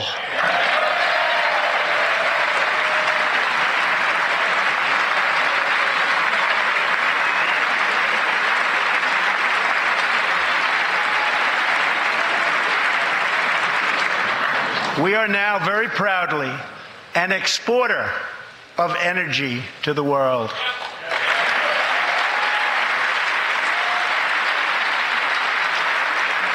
In Detroit, I halted government mandates that crippled America's great, beautiful auto workers so that we can get Motor City revving its engines again, and that's what's happening.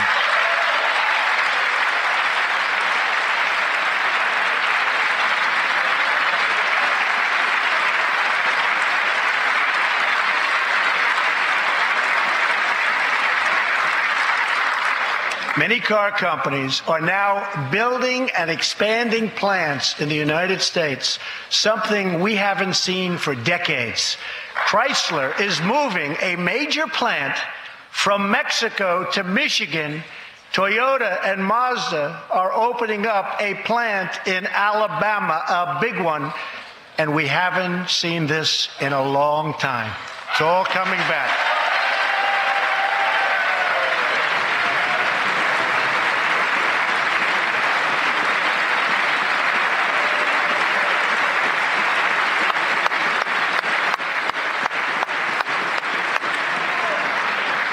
Very soon, auto plants and other plants will be opening up all over our country.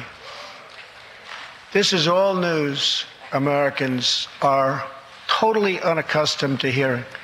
For many years, companies and jobs were only leaving us. But now, they are roaring back. They're coming back. They want to be where the action is. They want to be in the United States of America. That's where they want to be.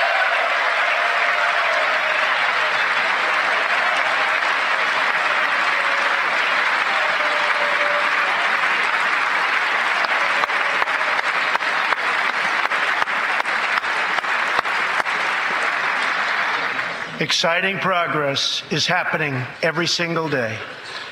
To speed access to breakthrough cures and affordable generic drugs, last year, the FDA approved more new and generic drugs and medical devices than ever before in our country's history.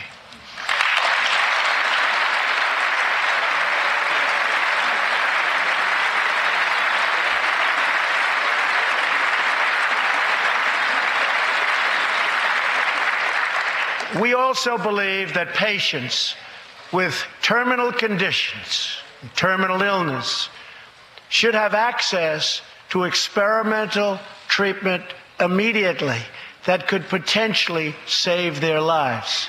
People who are terminally ill should not have to go from country to seek a cure. I want to give them a chance right here at home.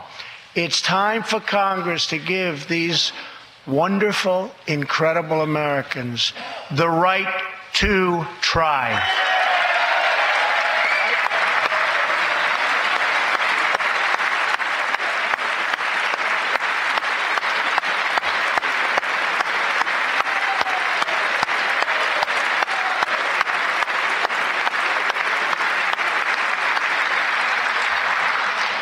One of my greatest priorities is to reduce the price of prescription drugs.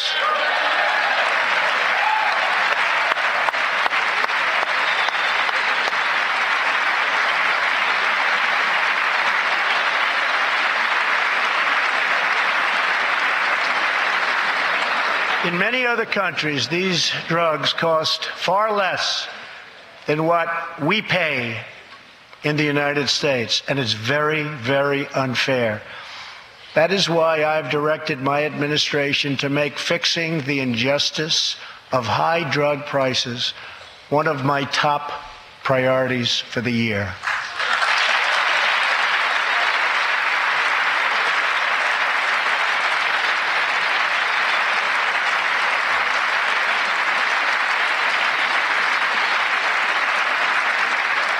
And prices will come down substantially. Watch. America has also finally turned the page on decades of unfair trade deals that sacrificed our prosperity and shipped away our companies, our jobs, and our wealth. Our nation has lost its wealth, but we're getting it back so fast. The era of economic surrender is totally over. From now on, we expect trading relationships to be fair and, very importantly, reciprocal.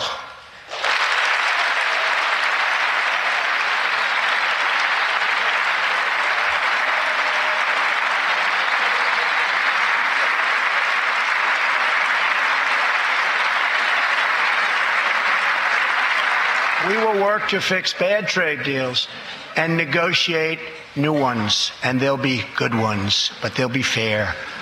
And we will protect American workers and American intellectual property through strong enforcement of our trade rules.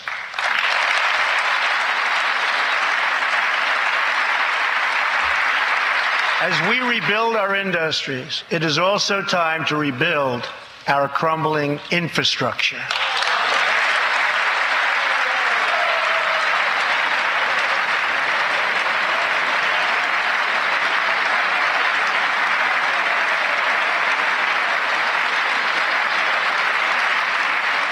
America is a nation of builders. We built the Empire State Building in just 1 year. Isn't it a disgrace that it can now take 10 years just to get a minor permit approved for the building of a simple road?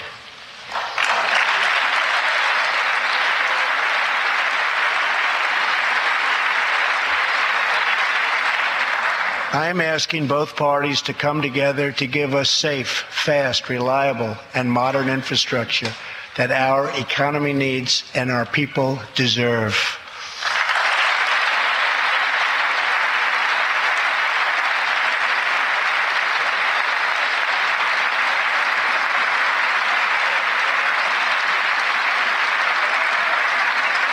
Tonight, I'm calling on Congress to produce a bill that generates at least $1.5 trillion for the new infrastructure investment that our country so desperately needs.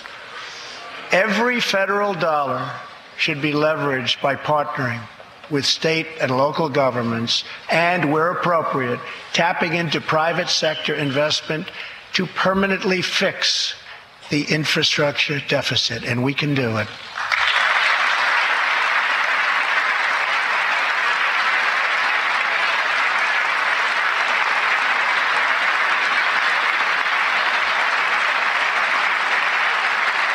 Any bill must also streamline the permitting and approval process, getting it down to no more than 2 years and perhaps even 1. Together, we can reclaim our great building heritage.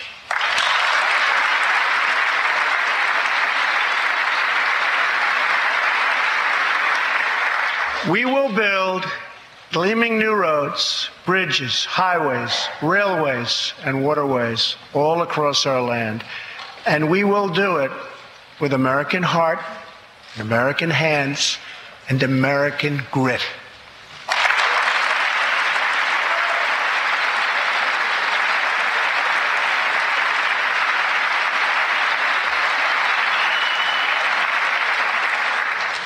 We want every American to know the dignity of a hard day's work. We want every child to be safe in their home at night. And we want every citizen to be proud of this land that we all love so much.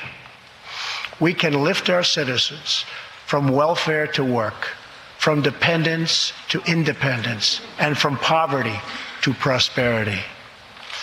As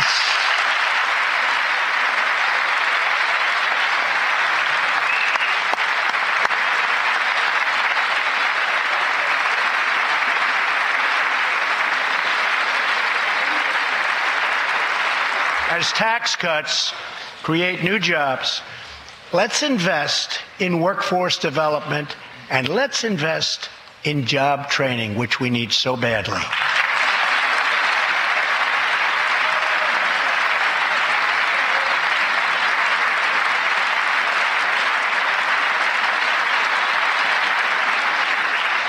Let's open great vocational schools so our future workers can learn a craft and realize their full potential.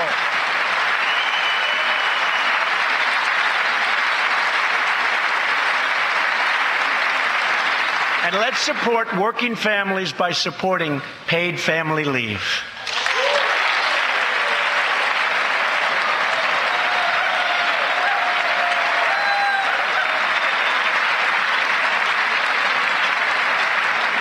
As America regains its strength, opportunity must be extended to all citizens.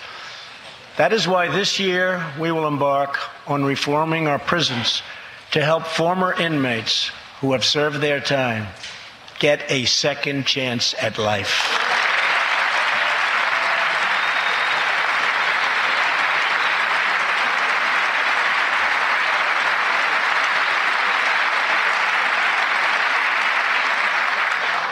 Struggling communities, especially immigrant communities, will also be helped by immigration policies that focus on the best interests of American workers and American families. For decades, open borders have allowed drugs and gangs to pour into our most vulnerable communities. They've allowed millions of low-wage workers to compete for jobs and wages against the poorest Americans. Most tragically, they have caused the loss of many innocent lives. Here tonight are two fathers and two mothers, Evelyn Rodriguez, Freddie Cuevas, Elizabeth Alvarado, and Robert Mickens. Their two teenage daughters, Kayla Cuevas and Nisa Mickens, were close friends on Long Island. But in September 2016, on the eve of Nisa's 16th birthday, such a happy time it should have been, neither of them came home. These two precious girls were brutally murdered while walking together in their hometown. 6 members of the savage MS-13 gang have been charged with Kayla and Nisa's murders. Many of these gang members took advantage of glaring loopholes in our laws to enter the country as illegal, unaccompanied alien minors and wound up in Kayla and Nisa's high school. Evelyn, Elizabeth, Freddie, and Robert, tonight everyone in this chamber is praying for you. Everyone in America is grieving for you. Please stand. Thank you very much.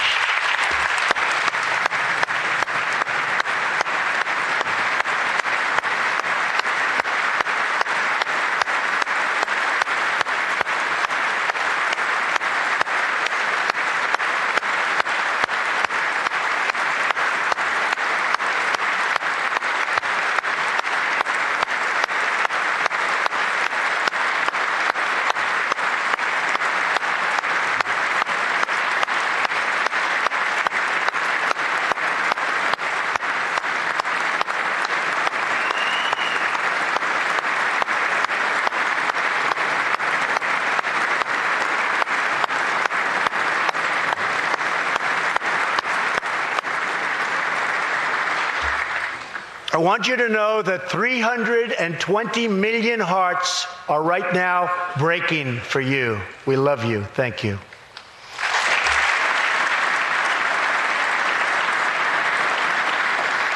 While we cannot imagine the depths of that kind of sorrow, we can make sure that other families never have to endure this kind of pain. Tonight I am calling on Congress to finally close the deadly loopholes that have allowed MS-13 and other criminal gangs to break into our country. We have proposed new legislation that will fix our immigration laws and support our ICE and Border Patrol agents. These are great people. These are great, great people that work so hard in the midst of such danger so that this can never happen again.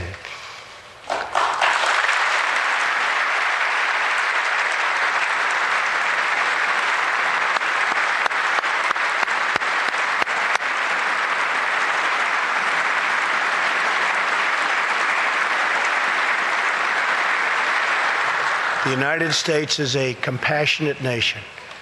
We are proud that we do more than any other country anywhere in the world to help the needy, the struggling, and the underprivileged all over the world.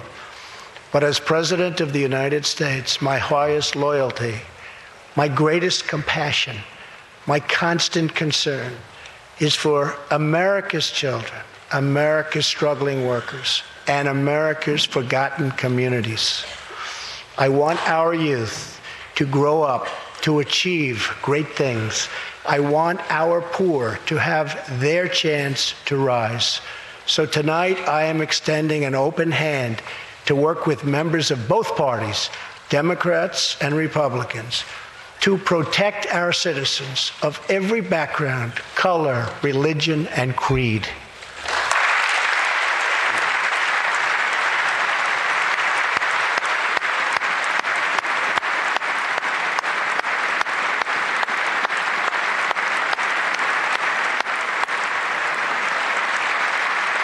My duty, and the sacred duty of every elected official in this chamber, is to defend Americans, to protect their safety, their families, their communities, and their right to the American dream.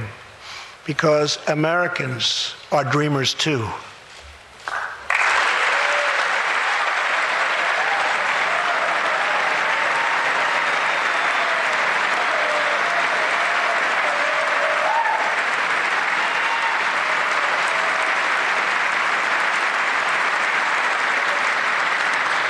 Here tonight is one leader in the effort to defend our country, Homeland Security Investigation Special Agent Celestino Martinez. He goes by DJ and CJ. He said, call me either one. So we'll call you CJ. Served 15 years in the Air Force before becoming an ICE agent and spending the last 15 years fighting gang violence and getting dangerous criminals off of our streets. Tough job. At one point, MS-13 leaders ordered CJ's murder, and they wanted it to happen quickly. But he did not cave to threats or to fear. Last May, he commanded an operation to track down gang members on Long Island. His team has arrested nearly 400, including more than 220 MS-13 gang members. And I have to tell you what the Border Patrol and ICE have done. We have sent thousands and thousands and thousands of MS-13 horrible people out of this country or into our prisons. So I just want to congratulate you, CJ. You're a brave guy. Thank you very much.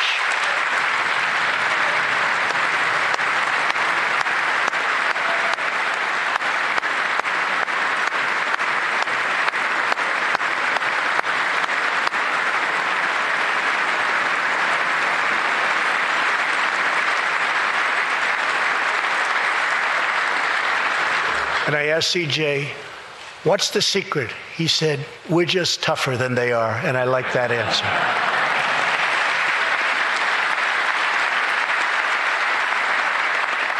Now let's get Congress to send you, and all of the people in this great chamber have to do it. We have no choice. CJ, we're going to send you reinforcements, and we're going to send them to you quickly. It's what you need.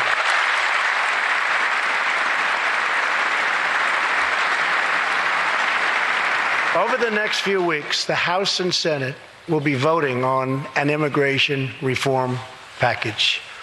In recent months, my administration has met extensively with both Democrats and Republicans to craft a bipartisan approach to immigration reform. Based on these discussions, we presented Congress with a detailed proposal that should be supported by both parties as a fair compromise, one where nobody gets everything they want, but where our country gets the critical reforms it needs and must have.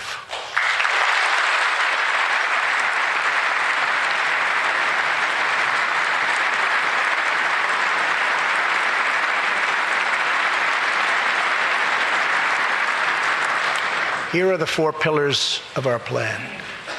The first pillar of our framework generously offers a path to citizenship. For 1.8 million illegal immigrants, who were brought here by their parents at a young age.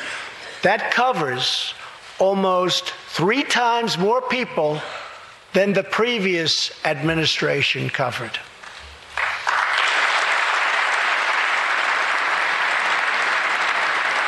Under our plan, those who meet education and work requirements and show good moral character will be able to become full citizens of the United States over a 12-year period.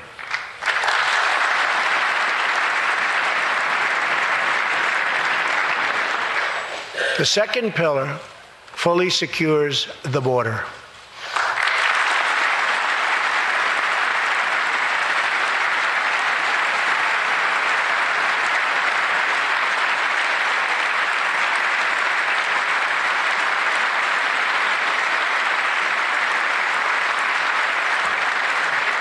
That means building a great wall on the southern border, and it means hiring more heroes like CJ to keep our communities safe.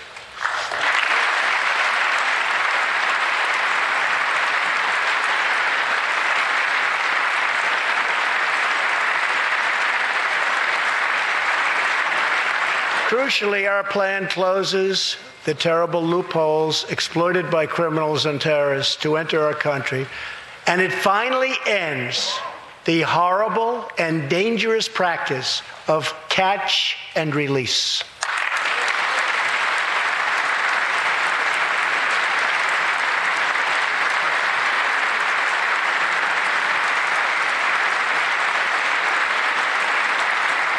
The third pillar ends the visa lottery, a program that randomly hands out green cards without any regard for skill, merit, or the safety of American people.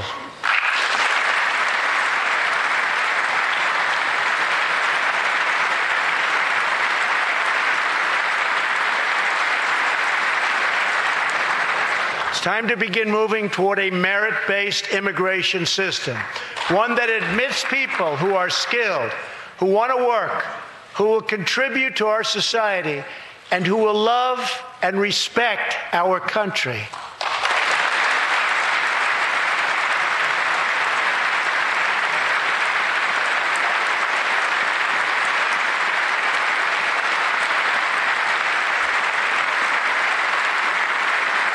The fourth and final pillar protects the nuclear family by ending chain migration.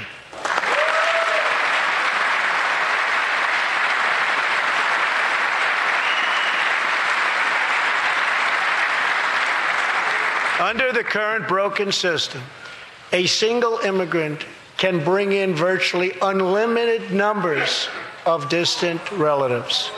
Under our plan, we focus on the immediate family by limiting sponsorships to spouses and minor children.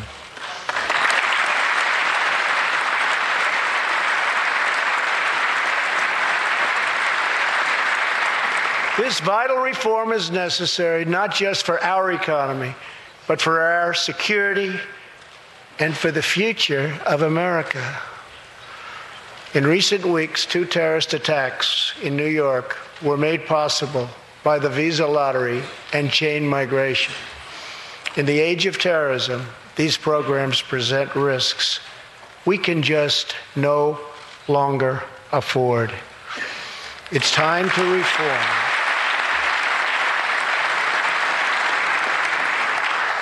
These outdated immigration rules and finally bring our immigration system into the 21st century.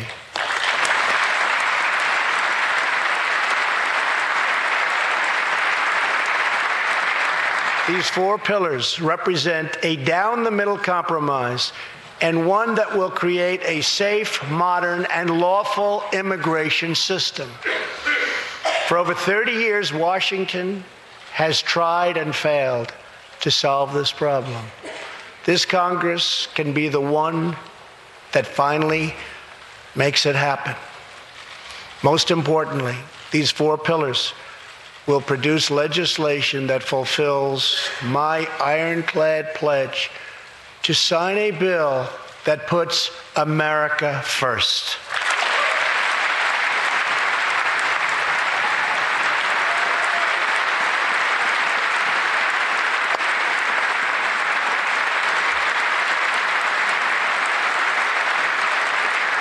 So let's come together, set politics aside, and finally get the job done.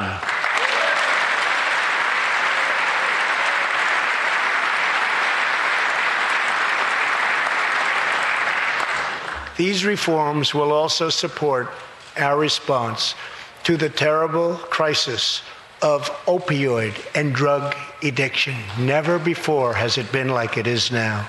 It is terrible. We have to do something about it. In 2016, we lost 64,000 Americans to drug overdoses, 174 deaths per day, 7 per hour. We must get much tougher on drug dealers and pushers if we are going to succeed in stopping this scourge.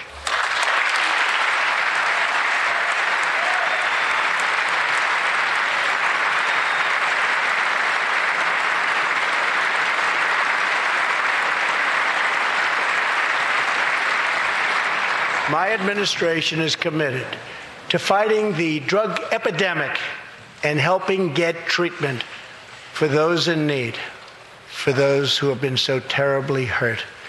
The struggle will be long and it will be difficult, but as Americans always do, in the end, we will succeed, we will prevail.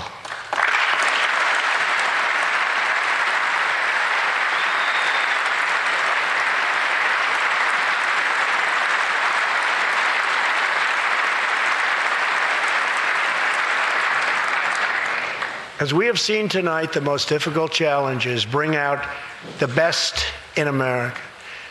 We see a vivid expression of this truth in the story of the Holetz family of New Mexico.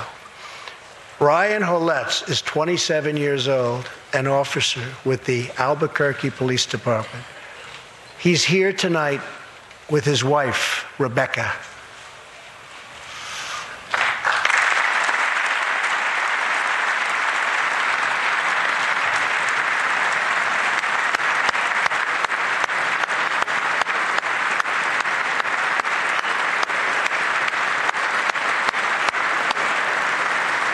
Thank you, Ryan. Last year, Ryan was on duty when he saw a pregnant, homeless woman preparing to inject heroin. When Ryan told her she was going to harm her unborn child, she began to weep. She told him she didn't know where to turn, but badly wanted a safe home for her baby. In that moment, Ryan said he felt God speak to him. You will do it because you can. He heard those words. He took out a picture of his wife and their 4 kids. Then he went home to tell his wife, Rebecca. In an instant, she agreed to adopt. The Holetz named their new daughter Hope. Ryan and Rebecca, you embody the goodness of our nation. Thank you.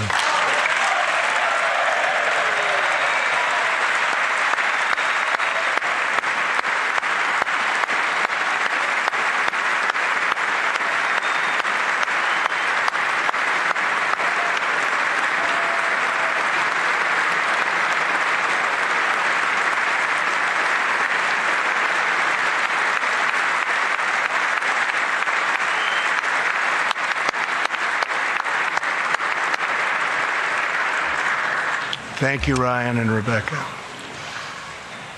As we rebuild America's strength and confidence at home, we are also restoring our strength and standing abroad.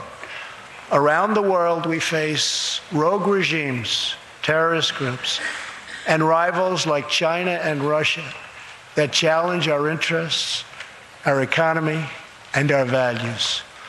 In confronting these horrible dangers, we know that weakness is the surest path to conflict, and unmatched power is the surest means to our true and great defense. For this reason, I am asking Congress to end the dangerous defense sequester and fully fund our great military.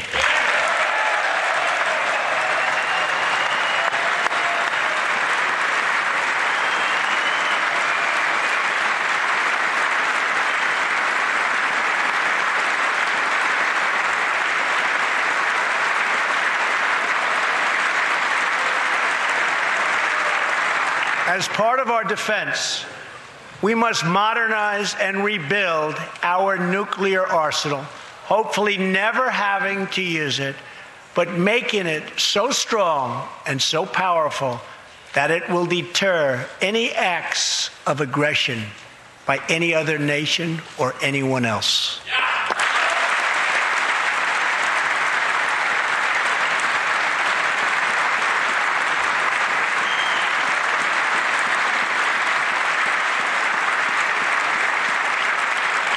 Perhaps someday in the future there will be a magical moment when the countries of the world will get together to eliminate their nuclear weapons. Unfortunately, we are not there yet, sadly. Last year, I also pledged that we would work with our allies to extinguish ISIS from the face of the earth. 1 year later, I am proud to report that the coalition to defeat ISIS has liberated very close to 100% of the territory just recently held by these killers in Iraq and in Syria and in other locations as well.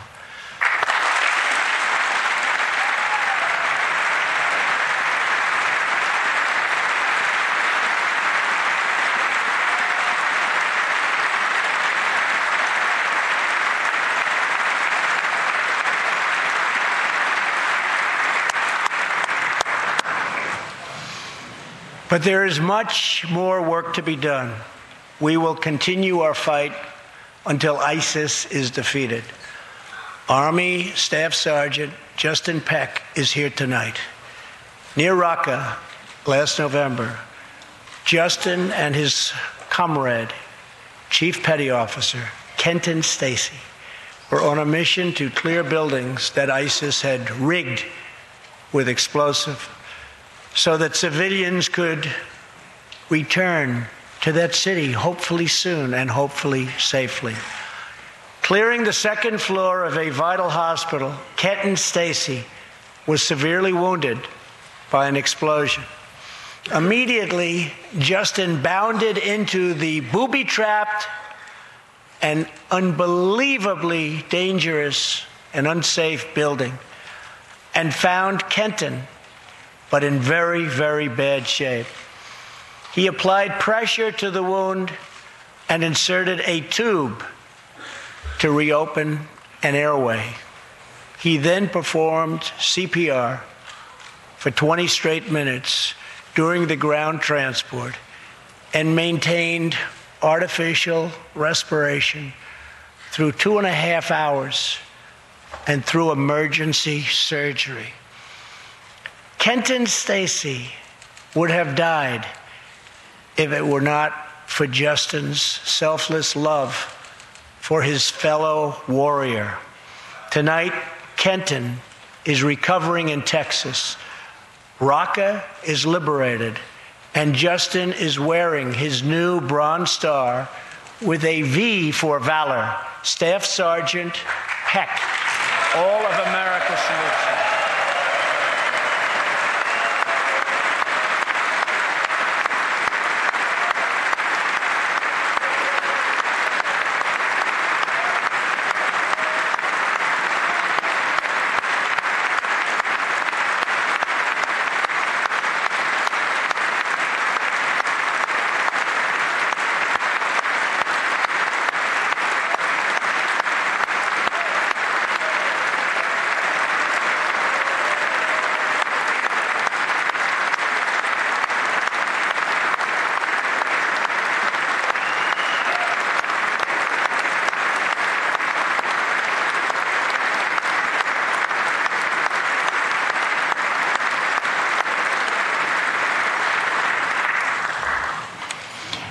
Terrorists who do things like place bombs in civilian hospitals are evil. When possible, we have no choice but to annihilate them. When necessary, we must be able to detain and question them. But we must be clear, terrorists are not merely criminals. They are unlawful enemy combatants.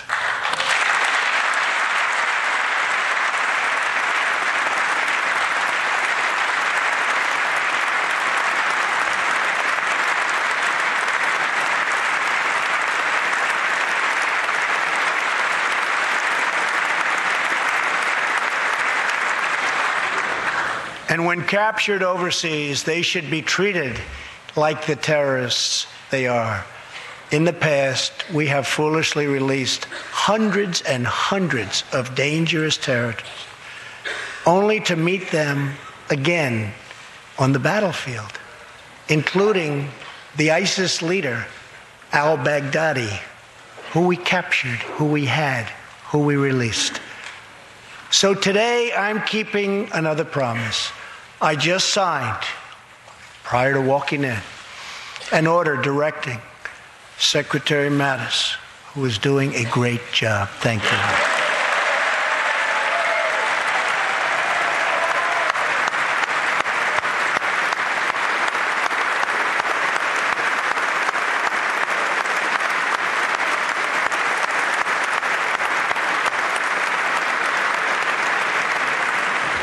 To re-examine our military detention policy and to keep open the detention facilities in Guantanamo Bay.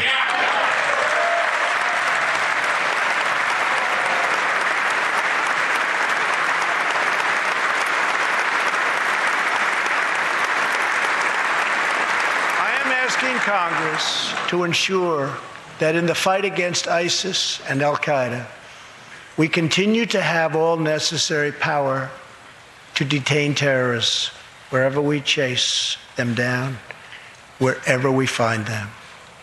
And in many cases, for them, it will now be Guantanamo Bay.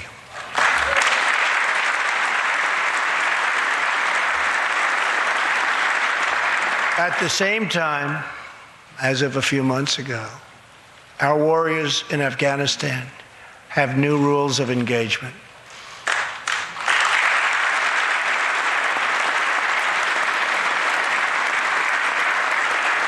Along with their heroic Afghan partners, our military is no longer undermined by artificial timelines, and we no longer tell our enemies our plans.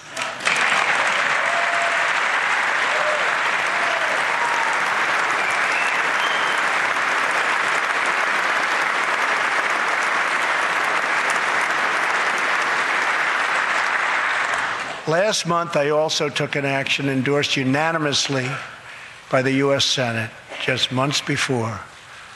I recognized Jerusalem as the capital of Israel.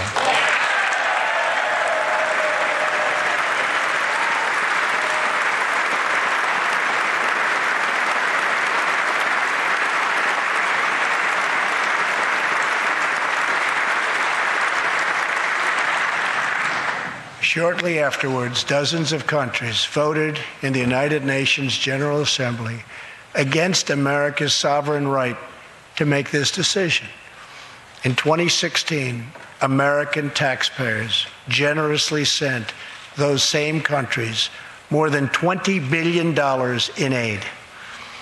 That is why tonight I am asking Congress to pass legislation to help ensure American foreign assistance dollars always serve American interests and only go to friends of America, not enemies of America.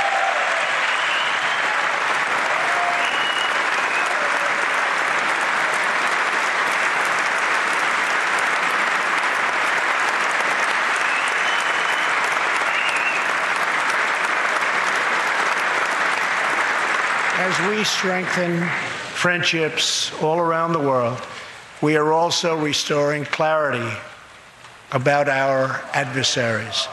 When the people of Iran rose up against the crimes of their corrupt dictatorship, I did not stay silent.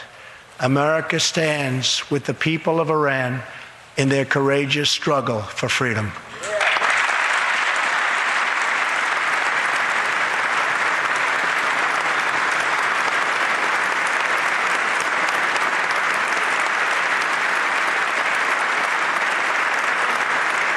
I am asking Congress to address the fundamental flaws in the terrible Iran nuclear deal. My administration has also imposed tough sanctions on the communist and socialist dictatorships in Cuba and Venezuela.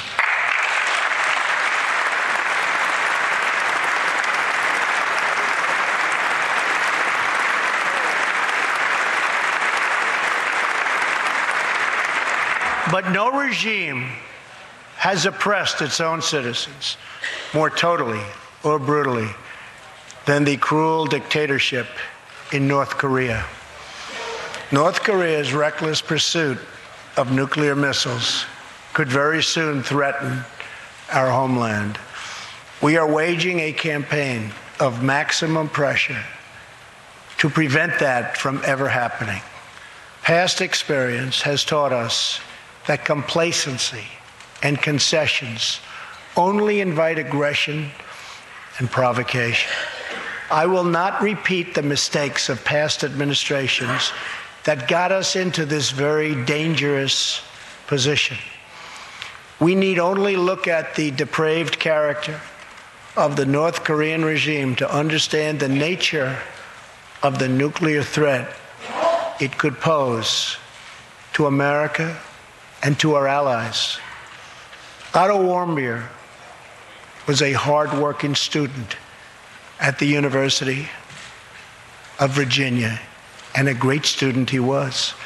On his way to study abroad in Asia, Otto joined a tour to North Korea. At its conclusion, this wonderful young man was arrested and charged with crimes against the state. After a shameful trial, the dictatorship sentenced Otto to 15 years of hard labor before returning him to America last June, horribly injured and on the verge of death. He passed away just days after his return. Otto's wonderful parents, Fred and Cindy Warmbier, are here with us tonight, along with Otto's brother and sister, Austin and Greta. Please.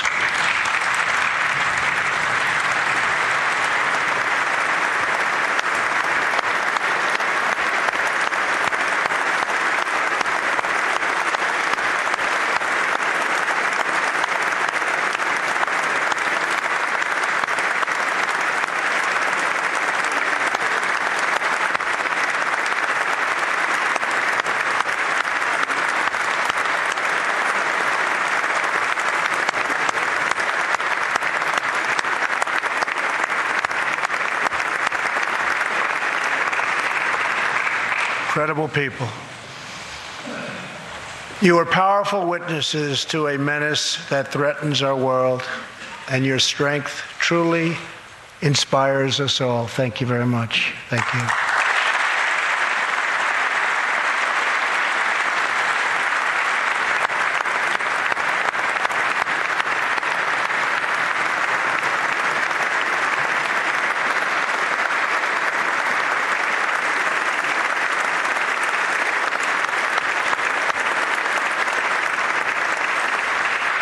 Tonight, we pledge to honor Otto's memory with total American resolve. Thank you. Finally,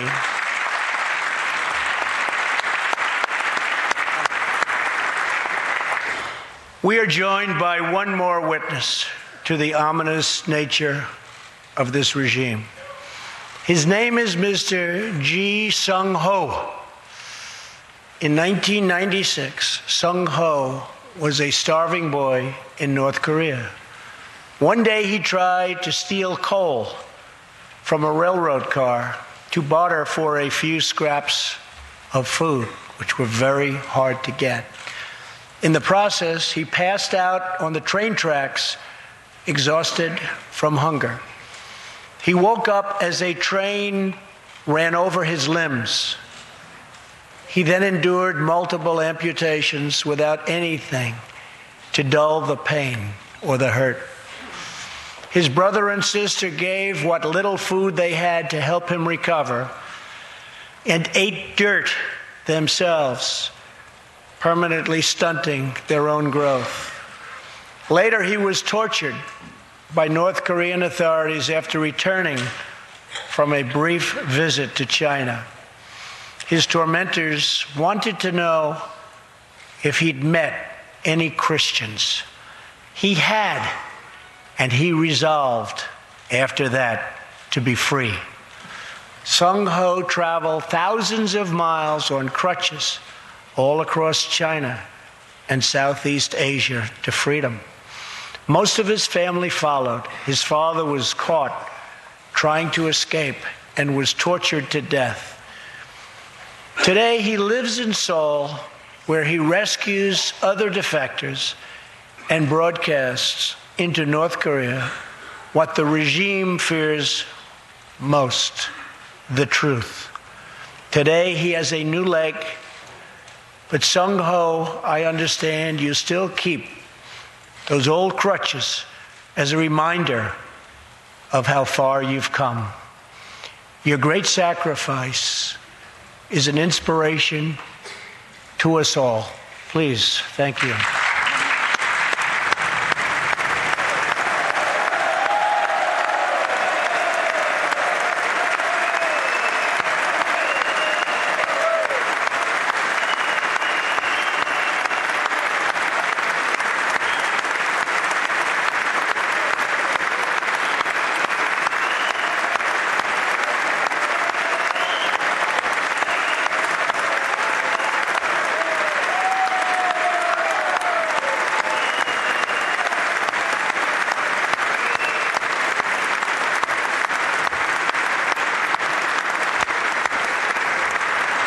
Sung Ho's story is a testament to the yearning of every human soul to live in freedom. It was that same yearning for freedom that nearly 250 years ago gave birth to a special place called America. It was a small cluster of colonies caught between a great ocean and a vast wilderness. It was home to an incredible people with a revolutionary idea that they could rule themselves, that they could chart their own destiny, and that together they could light up the entire world. That is what our country has always been about. That is what Americans have always stood for, always strived for, and always done. Atop the dome of this Capitol stands the Statue of Freedom. She stands tall and dignified among the monuments to our ancestors who fought and lived and died to protect her. Monuments to Washington and Jefferson and Lincoln and King.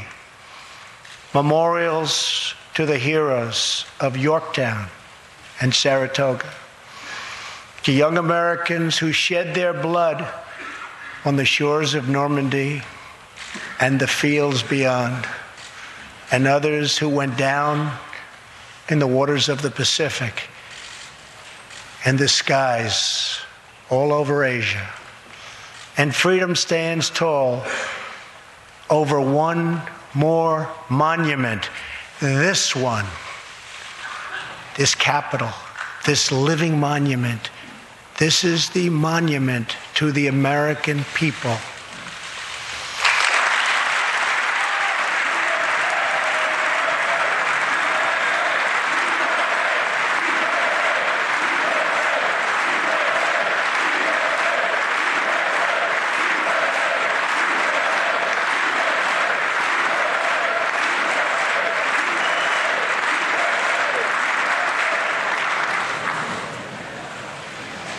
We're a people whose heroes live not only in the past, but all around us, defending hope, pride, and defending the American way. They work in every trade. They sacrifice to raise a family. They care for our children at home. They defend our flag abroad. And they are strong moms and brave kids. They are firefighters and police officers and border agents, medics and Marines. But above all else, they are Americans. And this capital, this city, this nation belongs entirely to them.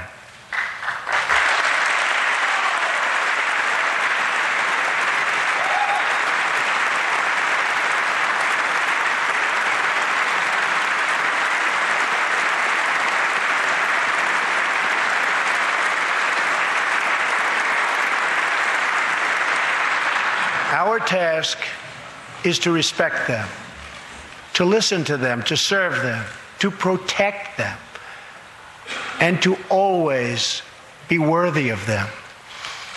Americans fill the world with art and music.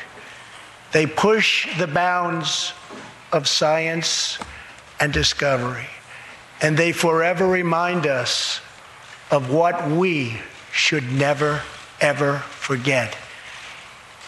The people dreamed this country. The people built this country. And it's the people who are making America great again.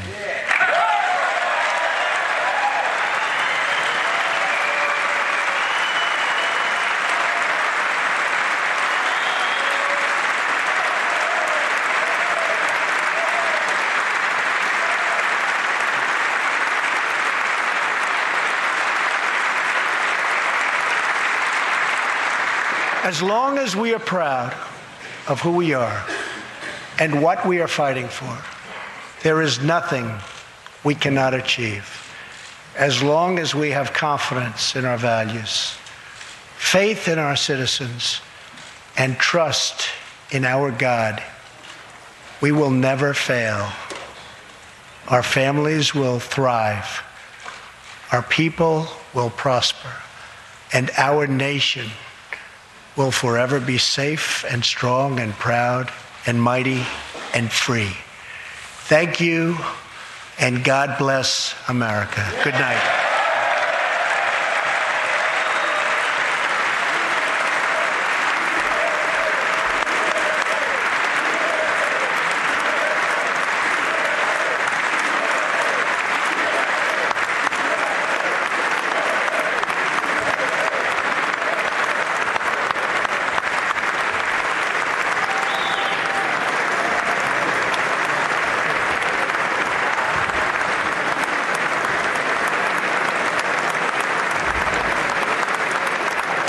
And there it is, President Trump's first official State of the Union address. He started at 9:10 tonight, went about an hour and 20 minutes. It had 115 applause lines. The president saying that the state of our union is strong because the people of our country are strong. He said, together we are, quote, rediscovering the American way. An interesting turn of phrase there early in the speech. It was clearly a message of America first in business, America first abroad, a compassionate America the president painted a picture of, but clearly a country that believes that that work starts at home. He took victory laps on the economy. He touted 200,000 manufacturing jobs, rising wages for the first time in a long time in America, tax reform, clearly something that brought smiles to the faces of Paul Ryan, the Speaker of the House behind him, who's worked on it, really dedicated much of his adult life to that cause. Mitch McConnell, glad to have a win after the health care situation. He also talked about lowering regulations, unleashing the American economy. But the partisan divide in this was really evident throughout the entire speech. He talked about unity, but Nancy Pelosi, Steny Hoyer and company, they basically sat on their hands. They scowled through most of this speech tonight. The African-American unemployment number, which he's touted a lot, lowest in history. history. The members of the Black Caucus did not get up and applaud for that either. He's, of course, a builder himself. He said America is a country that builds. He talked about the Statue of Liberty being built in, Empire State Building, rather, being built in 1 year. He says it takes 10 years to get a road built now. So that's clearly the infrastructure story that he wants to get a move on, Brett. So interesting night. Yeah, fascinating. It's also the third longest State of the Union address ever, interrupted, as you mentioned, a lot by applause. But the difference was interesting. The president clearly had a divide here at the beginning. He was touting, pointing to the scoreboard, in the faces of Democrats, as you mentioned, only a smattering of applause. Interesting to note, even on issues like infrastructure, prison reform, job training. But the president weaved throughout this speech what he characterized as the American identity, saying this is, quote, our new American moment, adding, no matter where you've been or where you come from, this is your time. And he also weaved through there, as many presidents do, these success stories through the stories of guests sitting in the chamber with the First Lady. On foreign policy, President Trump had only one quick mention of challenges from China and Russia, even though there's a lot of focus on that. Spent a good chunk of time talking about ending the sequester, building up the U.S. military, and the success against ISIS so far. But clearly the most emotional moment happening when he spoke about North Korea. The parents of Otto Warmbier, the University of Virginia student, traveled to North Korea for 5 days. He was arrested for trying to steal a political sign, spent 17 months in North Korean custody. He was returned to the U.S. and then died. His parents said and were convinced that he was tortured by Kim Jong-un. And the president finished with that North Korean story of the defector who was, quote, yearning for freedom and now lives in Seoul, helping other North Koreans defect. This, of course, just a week before the Olympics in Seoul. And that image of him holding up the crutches was really something. The president ending on the theme of an American identity, weaving it all together as he walks out of the chamber, Martha. So let's get some reaction from our panel. Chris Wallace, host of Fox News Sunday. Dana Perino, co-host of The Five. Molly Hemingway, senior editor at The Federalist, and Juan Williams, columnist with The Hill and co-host of The Five. Molly, your thoughts? Well, this really was a very conservative speech in terms of economics and cultural issues, more conservative than we saw with either of the two previous Republican presidents. It's also very challenging. It got to the sort of systematic corruption that a lot of people see in the system or in our government. Talking about a government that doesn't meet the needs of American people and isn't responsive and has in fact created a lot of the problems, whether it's immigration or the way we fight wars or our economic system that seems to benefit the wealthy at the expense of average Americans. It was a challenging thing, and I think it was challenging for a lot of people there in the chamber. There's almost sort of an institute, or like an investment, is how I thought of it, an investment in hatred that was made to oppose this president. And that's been a challenge that he's had over the course of the last year. He had a very rough time getting Washington to deal with his policies, but he also had a very successful year. And so he was able to talk about some of those successes and really remind people that he's here for the long haul and that he has a very different vision, and he understands that it's different from what Washington, D.C. has shown over previous administrations. Let's just listen in for 1 second, see if we can sign a Make America Great Again hat there. Great job. Thank you. You're driving Sean 6 up the wall by doing such a good job.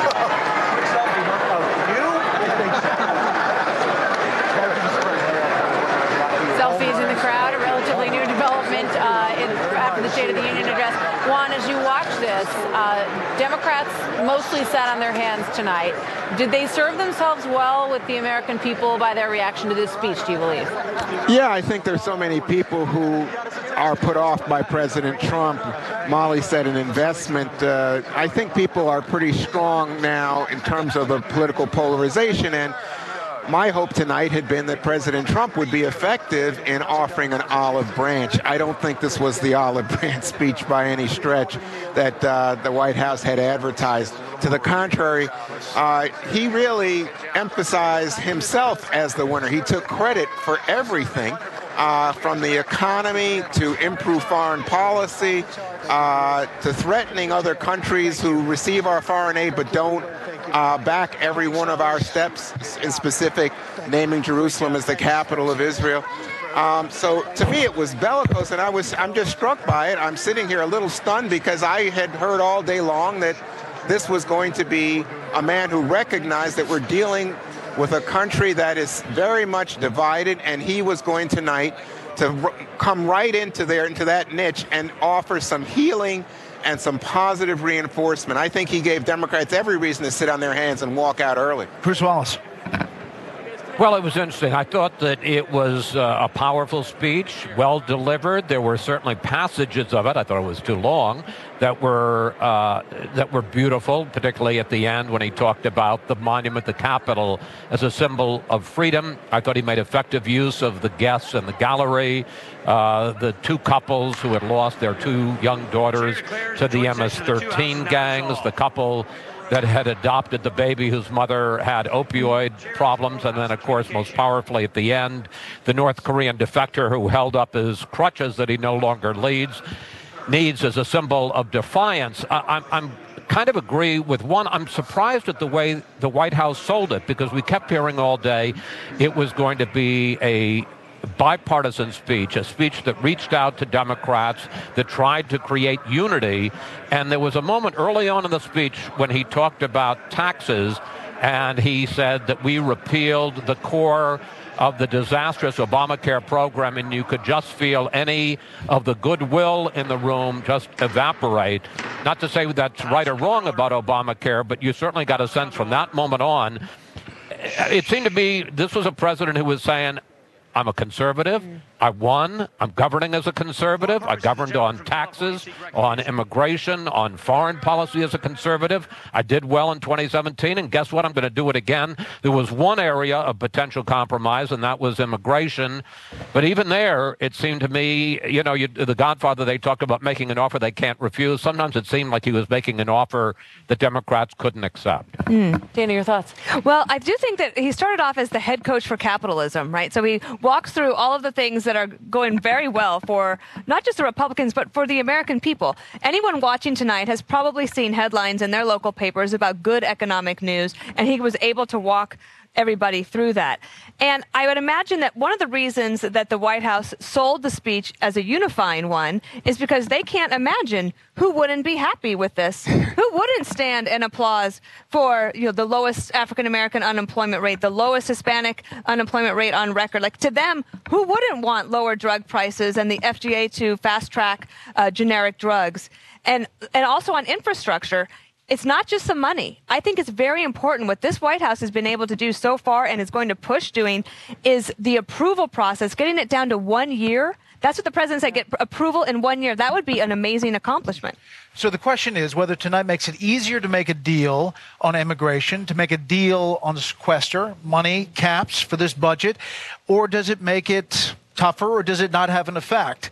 It clearly is going to have an effect with the American people because there are going to be a lot of people who watched it. It is now the most tweeted State of the Union address ever in the history of State of the Union addresses. President will like that. Yes, he'll love that. That's his printing press. We'll go live to the Capitol with reaction to the President's State of the Union speech, plus the Democratic response after a very, very short break here on Fox News Channel.